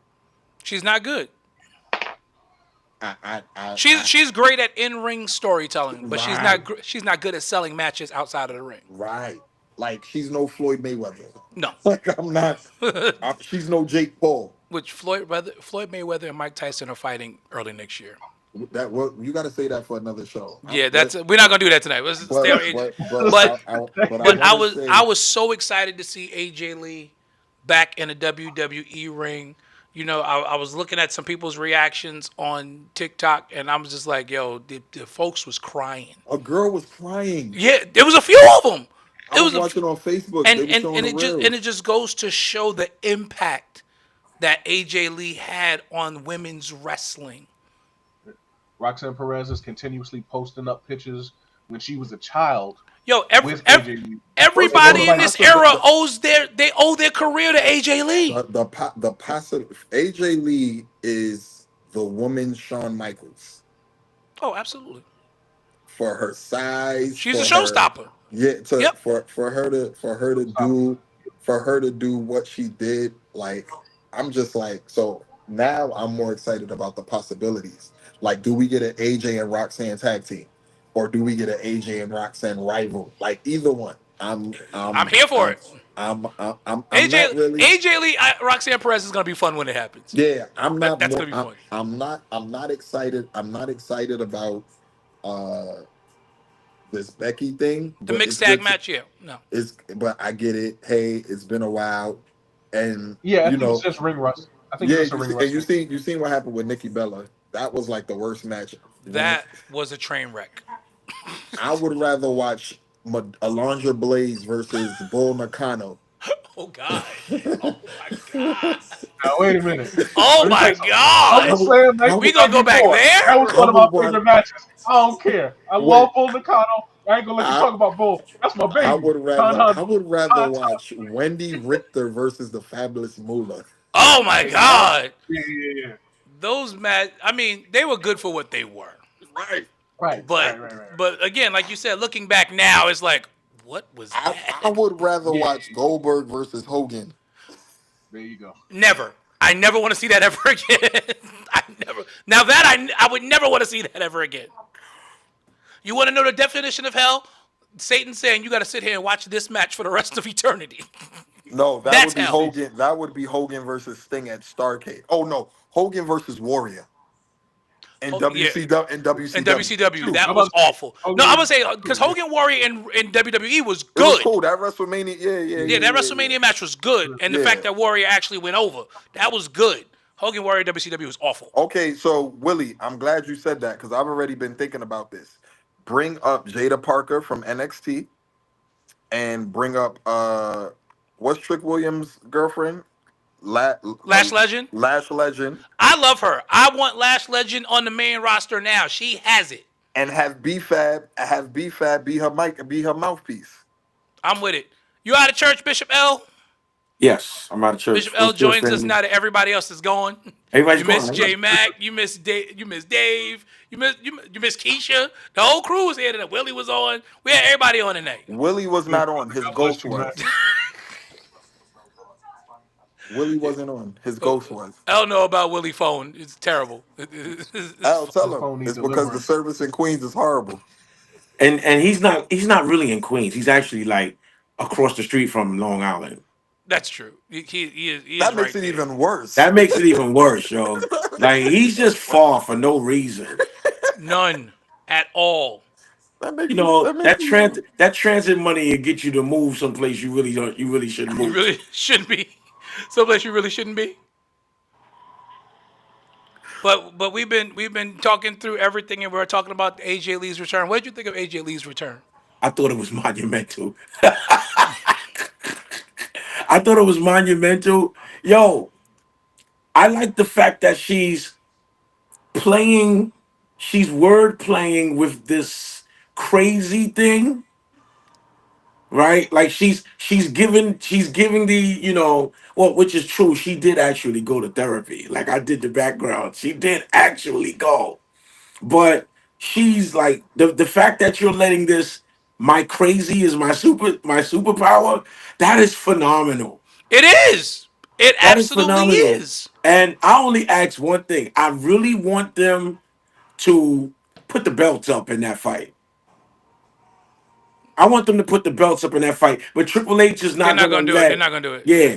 Triple H is not gonna let Seth lose the belt like that. But he should. And personally, I would have let AJ hold on to that Intercontinental. You want it? Come get it. I was kind of hoping they was gonna hold it and scrap it and say, "You want this belt? All right, we're gonna put it on a ladder at WrestlePalooza. Me and you on a ladder." You could have Nah, did nah, it nah. that way. But I not knew they yet though. wasn't going on. I knew they wasn't going the Not yet. one-on-one route. I knew they was. Yeah, not yet. Wait. But let's pause real quick. I'm so intrigued by this Jey Uso.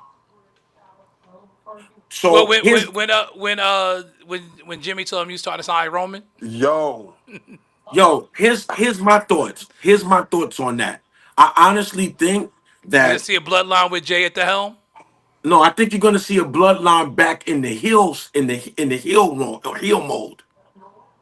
I nah. think Roman is moving too much merchandise as a face right now. Yeah, Roman's okay, too big as a face. okay. Did you? First of all, he wasn't even. Did you not hear them interrupt that whole promo with the Roman Roman Reigns? Reigns, Roman I'm like, Reigns. this dude is all filming a movie, But and that's they what I'm still going to say. change his name. Don't they have to kind of give him a breakaway so that they can finish filming and all of Yeah, that? that's Yeah, what him and that's Cody. why he got beat up. That's him why and Cody. they both got written off so they could go finish doing Yeah. Street Fighter. Right. That trash. Don't do Yeah, that. It's not going to It's be not- like the Van. It's not going to be like the Jean-Claude Van That Damme. Van Damme First of Street all, Fighter it's was still gonna be terrible. bad. Dre, That It's movie still was be bad. terrible. Dre, do It's still gonna be not bad. build your hopes on things eternal. It's not. It's not. But gonna do be not good. build your hopes on that. It's gonna be trash. It's they gonna got be trash. 50 Cent playing Balrog. What are y'all talking about? That exactly. Yo, when I saw that, I was like, "Oh, these niggas is crazy." If 50 could play a cancer patient, he could play Balrog. Yeah. Listen, All 50 right. as a cancer patient was actually believable. 50 50 as Bullrock is not 50 going to be believable. at all. 50 as that cancer patient. Oh my God. I My can't man lost all of his muscle mass, all of it. every last I ounce. said, this nigga Okay. smoked crack for this part. What happened? Listen, look. Roman is going. Did you not see it? Did you not see him in the In the wardrobe? the Kiki Palmer movie? Yeah. With Eddie Murphy in them. The Where tape. Yeah, I saw that. Yeah, he did. Yeah, he did. His 10 seconds was amazing. He played a Look at fighter. how- He played a fighter. I mean, dude. Yeah, real hard. Play yourself. Yeah, his 10 Real hard. yeah, but I don't see So I don't- difficult. Only way I see, like, who would you bring up? What's his name just got hurt again? Zilla is a hothead. But I mean, I guess there's 59 other There's Samoan- 9,306 Fatus, and that bloodline is forever. that they could When Naomi is like, listen, guess the bloodline continues because she having a unless like. Tama come back and join Jimmy. I mean join Jay. Where did he go? What happened? He Is he got still hurt? He was I'm hurt. like, is he still hurt? It was a leg thing, like something like an ACL meniscus, something like that. Oh, okay. Well, I didn't realize how bad it was. Okay. Yeah. I knew he was hurt. I'm like, this nigga been going for almost a year. Yeah, nah, his joint was bad, but he might come back with Jacob, being the fact that Jimmy now is back with Jay. Yeah. I mean, Jacob needs his faction. They So gotta I mean, figure- Solo's got the MFTs. which is a stupid name. But I get it. I think it's a stupid name as well. They could have come up with something better, but I don't get it get nothing. I get it because they couldn't make him a bloodline because bloodline is synonymous with Roman, and you couldn't create a new bloodline, especially after he lost to Ulafala back to Roman. So they had to have a different name. Now the MFT, my family tree. I'm like, no, not. Yeah, really. I'm not scared. I know that T-shirt's not moving. Yeah, and that's not something that I'm scared of. Yo, man. that Monday Night Raw. Monday night, That's Monday moving. Night Raw. That's is moving. dope. Listen, That is dope. that your girl's merchandise is already moving, and she's been back for 2 episodes. The spider joint. Yeah, she's been back for 2 episodes, and it's No, like no. the number 1 T-shirt. No, listen, I knew that AJ Lee's return was phenomenal when the nigga Artel was walking through King's Plaza watching Oh wow. Oh Artel was wow. walking through Kings Plaza watching AJ Lee beat up the man. And then she was like, "Oh, that fight's gonna be good." I said, "We got you." Welcome back to the dark side, Artel. Welcome back. But I'm looking forward to and yo, when she came out and when she started skipping, I said, "Oh, this is it." Yes, sir. When she hit that skip, I When said, she "The started crazy is skipping, back." the crazy, yo, like it was psycho. Yeah, It was. The the way head she And tilt, was, the the head way joint, like the hell tilt, the smile. psychotic. Yeah, But it made me see something, the influence that she's had. Because I'm like, that's where Alexa. Because I'm like, what Alexa? I was saying for years, Alexa Bliss. I've seen this before. yeah, That's freaking her. yeah. Alexa Bliss just basically borrowed those mannerisms from her, from AJ Lee. yo, when she sat on those ropes, Yep. that was Crazy. that was iconic. I was like, Welcome yo, back. this chick is gonna, and then I said, and oh, so then she's gonna do everything in one night. She's gonna do and all the then whole stuff hopped today. off those ropes and speared that yo. And Yo, just and that those spear was punches, clean. and I gotta give it to her. Those punches look like she was beating the crap out of her. Like that Yeah, crazy came out. I'm like, yo, yeah, it was yeah. beautiful. It was It was absolutely beautiful. absolutely, absolutely beautiful. I loved every moment of it. I don't think The Rock is coming back, Willie. I don't think that. I He think doesn't need to. I think that the fans have screwed it up. The fans are done with The Rock. I think The Rock is done with the fans. Actually, that's what I think it is. I think The Rock is done with the fans because when he tried to have his match with Roman, the fans put the Cody got to finish the story, the Cody crybabies as he called them, created that. Yeah. Then you had the whole thing with the Cena heel turn, and that didn't pan out well at all. And the dude just got a 15-minute standing ovation for his movie role in the Smashing Machine, from what I heard. I got to see this movie, and listen, he They may just they be like, saying he may screw get an all of this. Oscar. They saying he might get an Oscar. Yeah, that's what I'm hearing. Ooh, So we talking about Oscar consideration for Dwayne Johnson. He win an Oscar, he ain't coming back. wow. Nah, For real, he win an Oscar, he ain't coming back. nah, He he is not not coming coming back. That joint is a wrap if he win the Oscar. I'm going to be completely honest. I'm not a fan of The Rock as an actor. But if this is as good as they say, I might change my opinion. I just Well, Well, yeah, I can't wait to see this Smashing Machine, yeah. and I'll formulate my opinion then on whether or not Dwayne Johnson has taken the leap into stardom and as far as being a serious actor. But real quick, just so you can get caught up, we talked about the what's going on in the WNBA with the collective bargaining agreement. The fact that Unrivaled, as of today, announced a $340 million valuation after 1 year. Unrivaled is worth more than the WNBA after they're 1 gonna year. put the WNBA out of business. Watch, they're And gonna put the WNBA out of business. we talked about Angel Reese and her silent protest. My girl said, y'all suspending me for a half? Cool, my back hurt. I ain't playing no more. Send me to New York. Send me to New York now. Oh, that's what we said. That's what we said. We sure Teresa Witherspoon then already told her, listen, you go make some comments. I'm going to get on the phone, make this deal happen. Because, she's the assistant GM in New York. So that's all the way. The countdown to the Angel Reese trade is going to happen. The thing with the WNBA, though, Bishop, is that they're just going to continue trying to add teams. That's what they're going to do. Because, like you said, the other two teams that you mentioned, they're not coming until 2028. But you still got the Portland Fire and the Toronto Tempo that's starting next year. Yep. They're being added in too. So they're just adding teams with the hopes of, if we can get all the girls to come and play for us, then who cares? And if we can get enough teams, maybe we can make some money. But we talked about what the revenue discrepancy was and the fact that the revenue sharing is completely lopsided. And the players only get a 9.7% revenue share in the WNBA, and which is why the whole T-shirts with "Pay us what you owe us" is a big deal now, because the WNBA is now finally making money, and they can't afford a lockout because it will kill the league. Unrivaled will take everybody, and it will. Well, Elle already knew this because we talked about it on another show. Right.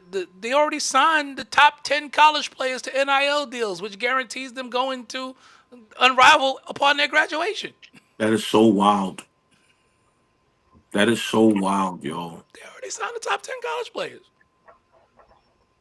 So we're going to pay you to go to school if you come over here when you graduate. That is so wild. That's brilliant. It's freaking brilliant. Yeah. That's good business. It's what the USFL should have done to the NFL when they had the chance. And I'm talking about the original USFL back in the days of the New Jersey Generals. Back in '83, when they had the opportunity to get when New Jersey drafted Herschel Walker, who was the biggest running back ever coming out of college at that point. And it was like, y'all got a real chance to compete with the NFL. You just gotta throw some money at them. Get the right investors, throw some money. And ironically, the current president of the United States is the one who torpedoed the deal, but that's another conversation. You know, it wasn't me that torpedoed. I didn't torpedo it. You know, they're just not nice people over there, and so because they're not nice people, we had to go in a different direction. By the way, remember he was the owner of the New Jersey Generals. Yeah. By the way, Biden is a crook. Biden is a crook, and you over here deporting citizens. But listen, the next bill he signed, I want that bill to be get rid of these paper straws. Do something for the people. That's a New York thing, because y'all the only place in the world that got paper everything. I'm so mad at y'all got these paper bags when you go to the grocery store now, unless you got to bring your own bag or you got to pay for one of the. I'm like, this is stupid. I'm staying in the South. I went to the supermarket by my mother's house on Saturday in Far Rock. I was so mad. Because everything I had was heavy. Because I was getting like juices and stuff for the kids. It was at my mom's house this weekend. And I'm like, they're like, yeah, and I forgot I was in Queens. And I'm like, you know what? Just give me one of them bags that y'all selling me for $1.50. Because it was like, oh, you want a paper bag? I'm like, no, I don't want no paper bag. Give me a plastic bag so I can carry this. This is gallons of juice. I need handles. I got twin 9-year-olds. I can't carry this in no paper bag. What am I supposed to do with a paper bag? It's so stupid. It's stupid laws in New York. No styrofoam. Paper straws falling apart. You can't drink a drink through a paper straw. It feels weird. It really does. And if that straw stays in that drink for too long, the paper's in your drink. It's so true. That's disgusting. Who is the? Let me find the idiot that invented a paper straw. It's these stupid cancel culture people. It's them. It's the dag left wing. It's these daggone left wing liberals. Left wing woke folk. Too much. So catch me up, because I know we talked about Melo. That we opened the show with that, and we all agree that Melo does not deserve a statue. He does not deserve a statue, but nobody can get a statue at 33rd and 7th. It's impossible. I mean, that wouldn't happen anyway. And Dre Rumble came on trying to say that Melo did make the Knicks relevant, and we had to shoot him down like, okay, you crazy. The Knicks are relevant no matter what, so stop your stupidness. So, no, he did not make the Knicks relevant again. Stop it. Well, okay, hold on. Because, first of all, y'all know how I feel about. All right, Teddy, this one's yours. Y'all know how I feel about CA. So I love him too. Listen, that's my dude. Listen. When you talk, we're talking about the relevance. When you talk about relevance, right? When you talk about relevance to the fans, no, he didn't make it relevant again. Why? Because the Knicks fan base is one of the most diehard fan bases in the galaxy. There's nobody more committed to their team than Knicks fans. Nobody. The only people that probably were just as committed to their team are Boston Red Sox fans. Okay? When they went on an 80-something year drought. So Melo and Stat, did they make it relevant for the Knicks fans? No. But did they make it relevant for the NBA as a whole? Oh, absolutely they did. Because as soon as they got in, as soon as the Knicks got stat, the NBA started making money again at the Garden. And I'm talking about, just TV, all of that, the stuff that matters, that mattered to David Stern, and transition to Adam Silver. And then when Melo came, now let me say this to y'all. When Melo came to the Knicks, I was in Poughkeepsie when the trade happened. I remember it like it was yesterday. It was the Melo trade, and it was the first time in 100 years that my St. John's got a bid into the NCAA tournament. Right? By the way, there was a Tom Thibodeau sighting this week. He was at the St. John's practice. Yeah, but he's not going to get hired there because then he'll lose the rest of that money that he's getting from the Knicks. He's on vacation. I don't know. Maybe because I don't know if that extends to being an assistant at a college. I don't think that would void it. I think with those deals, like you wouldn't get the money if he got like another head coaching job somewhere. Oh, so when I got off the train coming to New York from Poughkeepsie, and I deliberately came to New York that day because we had got Mello, and I just wanted to be in the city. I wanted to feel that vibe, that energy off that train that day was insane. I believe it. It was insane. Um, I often I often tell you guys, I often say this, and I said it when we go to watch the game at the bar. The garden is filled with a bunch of rich white people who want to say that they're at the game. Filled with a bunch of rich white people who want to be able to say that they were at the game. The real fan is really where we're at around the corner. Which That's was where fun. which is fun. That's where the real fan is. So you can't discount the level of impact that Melo Stat had on the relevance of the Knicks because wasn't nobody going to the bar to watch the Knicks before they came. Nobody. Wasn't no people were barely watching the game on MSG. They wasn't really watching the game because you already knew the outcome. You didn't want to see it. You knew we were going to lose. You knew we were going to lose. But as soon as Stat came and was like, New York is back. And then they blew up the team, but got Melo. Yo, it's like they do play a role in the relevancy or the resurgence of Okay. the Nick relevancy. And they definitely play a role in where the Knicks fit in to the upper echelon of the corporate side of the NBA. Okay. Because the corporate side needs the Knicks. The corporate side needs the Knicks. So, do I think they should get a statue? Absolutely not. Not a statue. Not a statue, right? Like that's Listen, just I don't even think the number 7 should go to the rafters. So now. Here's where I differ. Here's where I differ with you. you I think the think he 7 should should. go to the rafters? I think he should go up there, but it should not go up there without B King going up there. If you're Right. gonna put Melo up there, you gotta put Bernard King up there. You Right. have to because I it's the agree. same. I agree with that. If Because you're it's gonna this. do It's one, you got. really. It's the same body of work. Right. I agree. I agree with that. It's Truly the agree it's with the that. same exact body of work. So if you're gonna put Melo up there in the rafters, you gotta put Bernard King Bernard walked King so up there. so Carmelo could run. Absolutely. Because why not? Why not put Yo, I said this on Key's page the other day. Barring being in prison to a horrible front office and Phil Jackson, truth be told, Melo would have probably won a ring. I think Melo would have won a ring in New York if not for the front office he had to play for and that Phil Jackson era. Because that Phil Jackson era was Terrible. horrible, right? Terrible. And then not only that, let's just be real. Had we kept Melo, because we could have kept Melo remember, we got rid of Melo a week before we got rid of Phil Jackson. Right. Actually, it was a week after. Or a week after, right. They fired Phil and then traded Melo.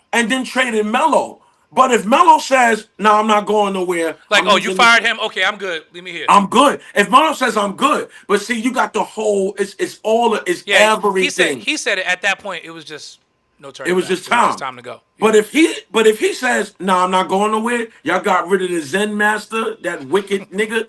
If y'all cast the devil out of MSG. If Melo says I'm staying, Melo wins a championship because one, it gives him more years on his career. Remember, if you keep Melo and Porzingis together, Remember, you got a whole year of a blackballed Melo.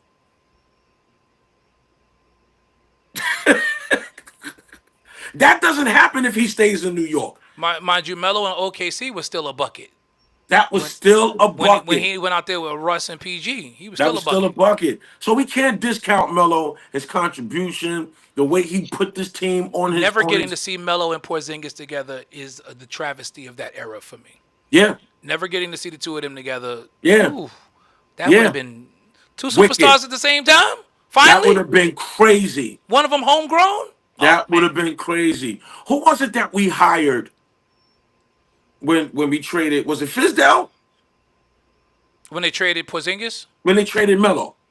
No, they traded Melo and who was the coach after? Because there was a new coach coming in too. Yeah, it might have been Fizdale. Yes, it was Fizdale. Right. It was Fizdale, and we had Porzingis for a year. And then Porzingis got hurt and then asked for the trade. Well, Porzingis was hurt the year prior. Right. And then brought in and we had him. We had Porzingis a whole year on the bench. He didn't play because he was injured. And just when it looked like we was about to get him back, that's when he asked for the trade. Yep. His brother asked for a trade. Then they brought in. He's another one. Like, there's so many people that they leave and they're like, I regret leaving. Yo, if Melo does not waive his no trade clause to get traded to OKC, there's no telling. And this conversation will be a whole lot different because Melo is a baller. But coming in, I said this earlier, if James Dolan would have allowed Walsh to do what he was initially going to do and just sign Melo rather than trading away our pick. Could have got Melo for money. We could have got Melo. No, that wasn't going to happen because remember that lockout was happening the following year. But that's why Melo said, he was. I got to get my money now. He had to get his money. I got to get my money now, and I ain't mad at him. Because you don't know. Listen, that wasn't on Melo to be. He didn't want to be. He didn't want to be immediately traded. He said he was coming. His contract was up. He was coming to New York. But the lockout is the impending lockout after that season is what ended up what pushed Dolan to say, I got to make this deal now so that he could give Melo that extension. Yeah. That would allow him to be paid. And we also got to keep in mind, Melo was Melo a free agent? Yes. At the close of that year? He was an unrestricted free agent at the end of that season. Yes. Was he a restricted free agent? Unrestricted. He was in his walk year. That's why he was coming. Because everybody said it was known it was either going to be Brooklyn or the Knicks. He was coming. He was coming to New York. Remember, at his wedding, Chris Paul made the toast because the plan was him, Chris Paul, and Stat. But when they blew up the team, it hindered them from being able to bring in Chris Paul. Right. So if he had waited, they might have got Chris Paul and Melo and still has. I'm getting mad all over again. Then in 16, we would have still had our pick, and we could have got Jamal Murray. I'm just saying. Melo, Chris Paul, and Stat, and you had Tyson Chandler. You're winning a championship. Team wins a championship. You look like you look right now. That starting five, you could have plugged in JR or Shump at the 3. It wouldn't even matter. Yeah. it would have been CP3. How about you didn't J. have to give up? You didn't have to give up anything for Jr. He was in China. Right. Right. He came over the next year. He came over because Melo asked him to come because they was boys from Denver. Yeah. So you would have, you're starting, JR would be a 6-man. You just drafted Shump. So you would have CP, Shump, Melo, Stat, and Tyson Chandler as your starting 5 with with J.R. Smith with J.R. Smith and Steve Novak coming off your bench. You winning a chip. You winning a chip. I don't see why not. Because then you still bring in Marcus Camby and Rasheed Wallace to shore up your bench front. You had a healthy, motivated Raymond Felton. And he would have been your backup because you would have had CP3. And Raymond was a pure point guard. He was my kind of point guard. Come in, dish the ball. Not this Jalen Brunson. Leave JB alone. He is our captain. JB is our captain. Huh? He better not mess up our chances this year. I swear. Not. I don't think he is. Dribbling between 8 people. No, what's gonna happen is they're gonna play JB off the ball. You're gonna see a lot of Jordan Clarkson. I agree. And that's smart. That is absolutely smart. I will say this, and then we're gonna get out of here for tonight. I'll talk more about it when we get to our preview show, season preview show, last Tuesday of this month. So y'all get ready. We'll have our way too early takes and everything. Training camp will open up 4 days later after our Tuesday show. That Saturday, which will be I'm telling y'all right now, the Knicks are winning a chip. And this is what I was getting ready to say. This is a very weird season for me as a Knicks fan, because in 40 plus years of fandom, I have never gone into a season as the favorite. This is weird. Don't laugh, Ted. I don't know how to feel. I don't know how to feel. I'm going into an NBA season as the favorite. I don't know what this feels like. This is weird. The tables have turned, baby. Let's go. The rabbit has got the gun. Yeah. Let's go. We are going into the NBA. I looked at the Vegas odds. I'm like, we are legit going into the season as the favorite. This is great. What? When did this happen? As the favorite. Blake Griffin is picking Knicks in Denver in the finals and picking the Knicks to win the championship. Woo! Woo! Everywhere you go. Yeah, the Knicks are coming out of the Eastern Conference, and the Knicks are probably going to win it all this year. I feel like having a Baptist fit. Hallelujah! What is happening? I watched one of my favorite creators on TikTok who does like video game content. He did the sim of 2K26 because that came out last week. In his 2K26, the Knicks went 64-18. Jesus. He said, if this really happens, oh my God. They got a squad, man. They went 64-18, and when he simmed through the playoffs, they lost one game, and that was in the conference finals. They got a squad. They ended up winning the championship. They beat Minnesota in the finals in the 2K sim. And they beat Minnesota in 6. And that's not far-fetched. And I'm like, and he even said it. He said, I don't think there's ever been a season since I've been doing this where the Knicks were the favorite. I don't think this has ever happened. And you got to think of it this way. Because we pretty much we don't have the same bench. Our bench is way more. The bench is, listen, Gershon Yabusele by himself makes the bench better. But then you add in a Jordan Clarkson. Yeah, you already add him to a Deuce and to a Josh Hart who goes back to his natural bench role. Wait, can I go back to this? What happened with Ben Simmons? What happened? So apparently Ben Simmons was offered a minimum contract by Leon and Wes and declined it. And his agent said, what the F are you doing? And dropped him. So this marks the end of Ben Simmons' career. Essentially. because his agent is Could have like, been years ago, but you, yeah. because Ben Simmons, in his mind, from reports, thinks he's still worth more than the league minimum. You haven't played in 2 years, really. Yeah, you played a little bit in Brooklyn last year. You played a little bit in LA down the stretch, but you weren't a big contributor. You were offered, and his agent is like, you were offered the league minimum by the favorite in the NBA. Are you stupid? Go to New York, play well in whatever spot minutes you get. If they win the championship, you can parlay that into a bigger contract later. These kids are smoking some kind of weed. They are smoking some kind of weed. You know it's bad when your agent goes, hey, we got this offer on the table from the Knicks. Oh, it's for the minimum. I don't want it. You don't want. You know what? It's time that we part ways, man. I quit. Right, like I quit because You don't want agent. You don't want a contract from the favorite. For his agent to quit means you're not getting any interest. You're not getting no interest from anybody else. No. Right.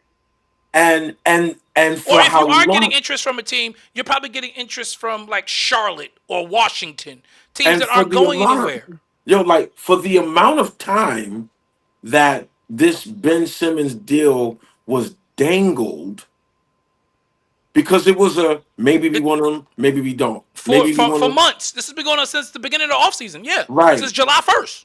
So now the team looks at the squad and they say, all right, we might be able to fit. I think it may be a little bit more to it, right? Like, because when you look at the Because makeup he ain't of going to this get no team, playing time. There's no PT for him. Yeah, he's like the 15th man. Yeah. There's no PT for him in New York. That is true. So I'm not mad. But I guess his agent is like, if in your no mind you PT still in New think York that you can versus no play, job at all. well, hey, listen, it's not I'm like just saying. hold on, time out. It's not like he broke. The boy robbed the league for the last 5 years. This is Wow. true. So This, like, this is absolutely true. Without a gun. Absolutely. so it's not like it ain't like he broke, right? This It's is my true. man. This is absolutely true. So Completely fleeced the league. So it probably has more to do with playing. What role am I going to play? And that's probably the same kind of mindset Melo had when they asked to bring Melo back to the Knicks. But Melo honestly told him, I'd rather retire, and that's what he did. And so this is what your man's is doing right now. No, It's the but same apparently thing. he's still looking to get a deal somewhere, which is why the agent was like, you know what? Ain't no other deal. I'm out. This reminds me of that Spreewell, Minnesota deal. I got kids to feed. Yeah, that's what that reminds me of. Not the Spreewell deal. And I love Spree, but I'm I just got like kids to feed. Yo, Spree my Took that dude forever. Minnesota deal, bro. Spree is my dude. What was it, forever. like an $18 million contract or something like that? Yeah. And my man said, I got kids to feed. First of all, you in Milwaukee, bro. In Milwaukee? Because that was Milwaukee, right? It was Minnesota. Minnesota. Same difference. And you in Minnesota. Not the same. You in Minnesota. They give me $18 million to live in Minnesota, son. I'm taking it. Minnesota, you can't spend $18 million and you might not be able to spend $1,800 in Minnesota. There's nothing there. Yeah. Just mountains. My man said, I got kids to feed. All right. Well, let's see you feed them as a Knick alumni who only can get free tickets to the game. You ain't getting paid to be nothing. Nothing. Jerome Williams got a job with the Knicks still. He's a scout. Unbelievable. Unbelievable. Alumni, they get jobs. They scouts and stuff. Wow. Well, Yes, sir. I'm glad I was able to come on the show for the last couple of minutes. Thank you. Thank you guys for having me. I appreciate you. Ted, you're always welcome. Chad, We you did good appreciate you. tonight. I was sneaking and watching in my ear while I was in church. Well, he was supposed to be in church. Whose service you was in? I coordinated Rehoboth's convocation. Oh yeah. I forgot you did do that. And LB, you got me messed up, man. These sugar-free joints, man. Now you into the Jello? You got me, man. Listen to me. Those sugar-free Jellos are good. Don't let nobody tell you different. They are, man. Don't let nobody tell you different. They do not taste like hospital food. matter of fact, it's a good, healthy taste. You be killing them joints, man. I was like, you know what? Let me try, man. Let me try one of these joints. Can't put it down now, baby. Put it down. It's over. Good. Good. Yes, sir. Well, as always, we appreciate y'all rocking with us for this long. A special shout out and thank you to Pastor Ted Simpson. We love you too, bro. To Willie Green and his demonic phone. To Keisha Carter. No, Keisha Carter was on our show tonight. Love you, Keisha. Yes, Keisha Carter was on our show tonight. Yes, she was. Saying what? What was she saying? What was she saying? She wanted to pick a fight with, shout out to Andrea Rumble for joining us tonight as well. She wanted to fight with Dre. Love you, Keisha. She wanted to fight with Dre. So she came She's on to fight been with on Dre. the show, and she comes back on the show starting. See, just when I was praying about bringing her back, because the other day I was walking through the house, and the Spirit of the Lord, I was praying. I was like, maybe for this season, we need to bring Key back. But then she comes on and she picks a fight. It's the millennial, because she's such a millennial. It was a good fight, though. It wasn't crazy. Because it was an Angel Reese fight, so, it was fun. It was a lot of fun. It was all in good. It was all in good fun. It was a justifiable fight, so it was cool. And of course to J Mac and to Superintendent David Wright, as always, and of course LB. Don't forget, next Tuesday we will be back here, same bat time, same bat channel. The Yankees are 2 games out of first place, so it's happening. That September push, they're actually playing well again. I don't know. Maybe they just needed it for it to clock the calendar to turn to September for them to go, okay, let's get serious, y'all. We done played around long enough. Don't they always? Isn't that what they always do? No. I mean, no, they hot all season, but like they usually, when it's a special season, it's usually no. When it's a special season, we usually start slow. Yeah. Right. Well, they started hot this year. They started hot this year. They started hot. You thought they was going to win 130 games this year. Yeah. And then we got the midseason and they were terrible and even fell behind Boston at one point. But for an extended period of time. Yes, for an extended period of time. But now they're, after taking 2 out of 3 from the Blue Jays last week, which was the big litmus test, they've closed within 2 games of the Blue Jays. And again, I said it 2 weeks ago, the people are saying they may overtake the Blue Jays because they do have that toughness. Trent Grisham has been a revelation in the Bronx, and he's definitely an outfielder of the future. He's got speed. He can hit for power. He can throw. Ooh. Just put him out there with Judge and with Cody Bellinger, and we're fine. Yeah. That outfield of Trent Grisham, Judge in right, and Cody Bellinger in center. Defensively, they are strong. And that's what the Yankees need because the defense has been porous. So that they look good coming down the home stretch. The Mets are in the middle of a free fall. They may not even make the playoffs. It's looking tough for them. Justin Fields looked great in his Jets debut. Unfortunately, the defense did not. Unfortunately, you know what the defense did? The defense said, "We actually liked you, Aaron Rodgers. Go ahead, win the game." That was, and I know we get ready to get off. But what's the spitting? Oh, the spit incident. Here's I just real quick, and you guys are ballers, basketball players. I'm a football player, so let me say it like this: if a quarterback, first of all, as a hood dude, if you spit in my general direction, it's a problem. We got a problem. Yeah. So let me put that out there. And I'm a Cowboy fan, but Dak spit in that man's general direction. So I'm telling you, this is what we did. Nazareth was horrible, but we did it. If there was a problem, I'm jumping off sides and I'm smashing your lineman's hands. And when he's on the sidelines, I'm hitting you. I'm taking 15 to 30 yards. So 2 plays. I'm going to take this penalty. Yeah, I'm taking 2 penalties just to get you. Because I'm going to hit you. You spit in my general direction. And it didn't even. No. Here's the thing, though. It don't have to be intentional. Right. It's just the mere fact that it happened. It don't have to be intentional. It could have been by mistake. And then it happened.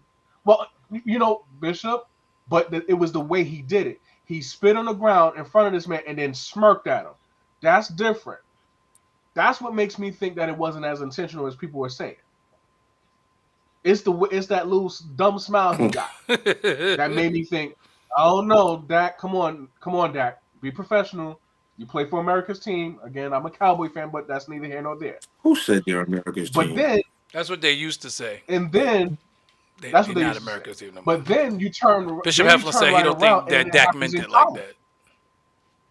You turn it right around, and now because they've seen it in the NFL, now you got college guys doing it. Yeah, that was definitely not okay.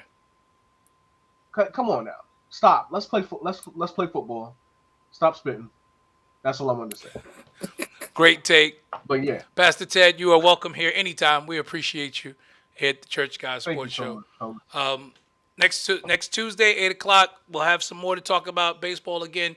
Down to the stretch run. NFL will be in week 2. We'll have some talk about that, and we'll see how this AJ Lee saga continues in the WWE as her and her husband Phil CM Punk Brooks will face off against the man Becky Lynch and her husband Seth Rollins at WrestlePalooza on I just want to know ESPN on September 20th. I just want to know, are they breaking up this vision? Because I'm sick of that. Well, no. It seems that the vision, from what I gathered from watching Raw last night, it seems that the vision is more of the tag team. Braun Breaker and Bronson Reed. Because they kept referring to themselves as the Vision last night. Becky and Seth, and I will give Triple H a little bit of props for this. I think he realized this Vision crap wasn't working the way it was, so they wrote Heyman off of television for a little while with that injury after Roman beat him up and choked him out. They wrote Heyman off of television for a little while to kind of let them kind of build their own smoke, and they pulled Seth out of the faction and put him with the one person who can get him over, his wife. Yeah. I hate to put it that way, but she is the one person who can get him over. Because, hot take, Becky's a bigger star than him. That ain't no hot take. No, because I had people on TikTok disagreeing with me, and I'm like, because I put up the clip that I put that I said from last week that Seth is overrated, and these folks lost their minds on my TikTok this week. They were like, so how could you say that? Seth is not overrated. Roman is overrated. I said, no, Roman is not overrated. Seth does not sell tickets. At all. Seth has never been great outside of a faction. Every time Seth has been on top, it's because he had a faction. It was the Shield. Then he was with the Authority. He left the Shield and went directly into another faction. He was in the Authority. the Authority. Yep. Then they turned him face for a while, and he was okay as a baby face, but he wasn't even in the main event conversation. Anytime they wanted to put him back in the main event conversation, they had to put him in a faction. And here we are again, back in a faction. Remember, he was with the Authors of Pain for a brief time as a heel. People forget that. It wasn't for a long time because that didn't work either. But, Teddy, you know, right. You a big wrestling guy like me. It didn't work. And they got him out of there. Oh, speaking of which, remember TCW yes. I told you about? I was about to say, have you taken it over? Officially? Yes. Yes. Okay, I'm coming to Fredericksburg. We got work to do. I'm sole proprietor, LLC, certified owner of the TCW, True Championship Wrestling of Fredericksburg, Virginia. When were you going to tell? We discussed this like 5 months ago. And I said, once you got it, I was coming there. We about to turn this into a whole thing. Okay, what am I missing coming to here? Fredericksburg. What am I missing? So there's a local wrestling promotion that Teddy was working with up in Fredericksburg. He was working with the dude, and he said the dude was kind of, he meant well, but the dude was kind of a bit of a lazy dude. He didn't realize the potential he had. And Teddy kept saying, if I'm able to get this from him, we're going to do some things. And we started talking about what we would do vision-wise. And I said, well, if you ever decide to do it, let me know. I'm coming to Fredericksburg. We're going to build this promotion. He got the promotion. I'm going to Fredericksburg. Let's work. We about to build a whole television situation. Doing lives, pay-per-views on YouTube, everything. Yes, L. I want to be in. L I one. need to Oh, he be got the in. paperwork. L wants in. I need to be in. I need to be. I need to be producing some music for it. Let's Some go. Let's work. everything. Because I'm going in to do the television side with Teddy. Yes, sir. I want to be. I gotta bring in some entrance music. We need. Are there already Yeah. wrestlers there? I have a staff of 30. Go to True Championship Wrestling. What is it? TCWProWrestling.com. I created the website. They were already a promotion. They had a spot where they were doing their matches on a fairly regular basis, but the guy was lazy. Lost the spot Oh too. wow!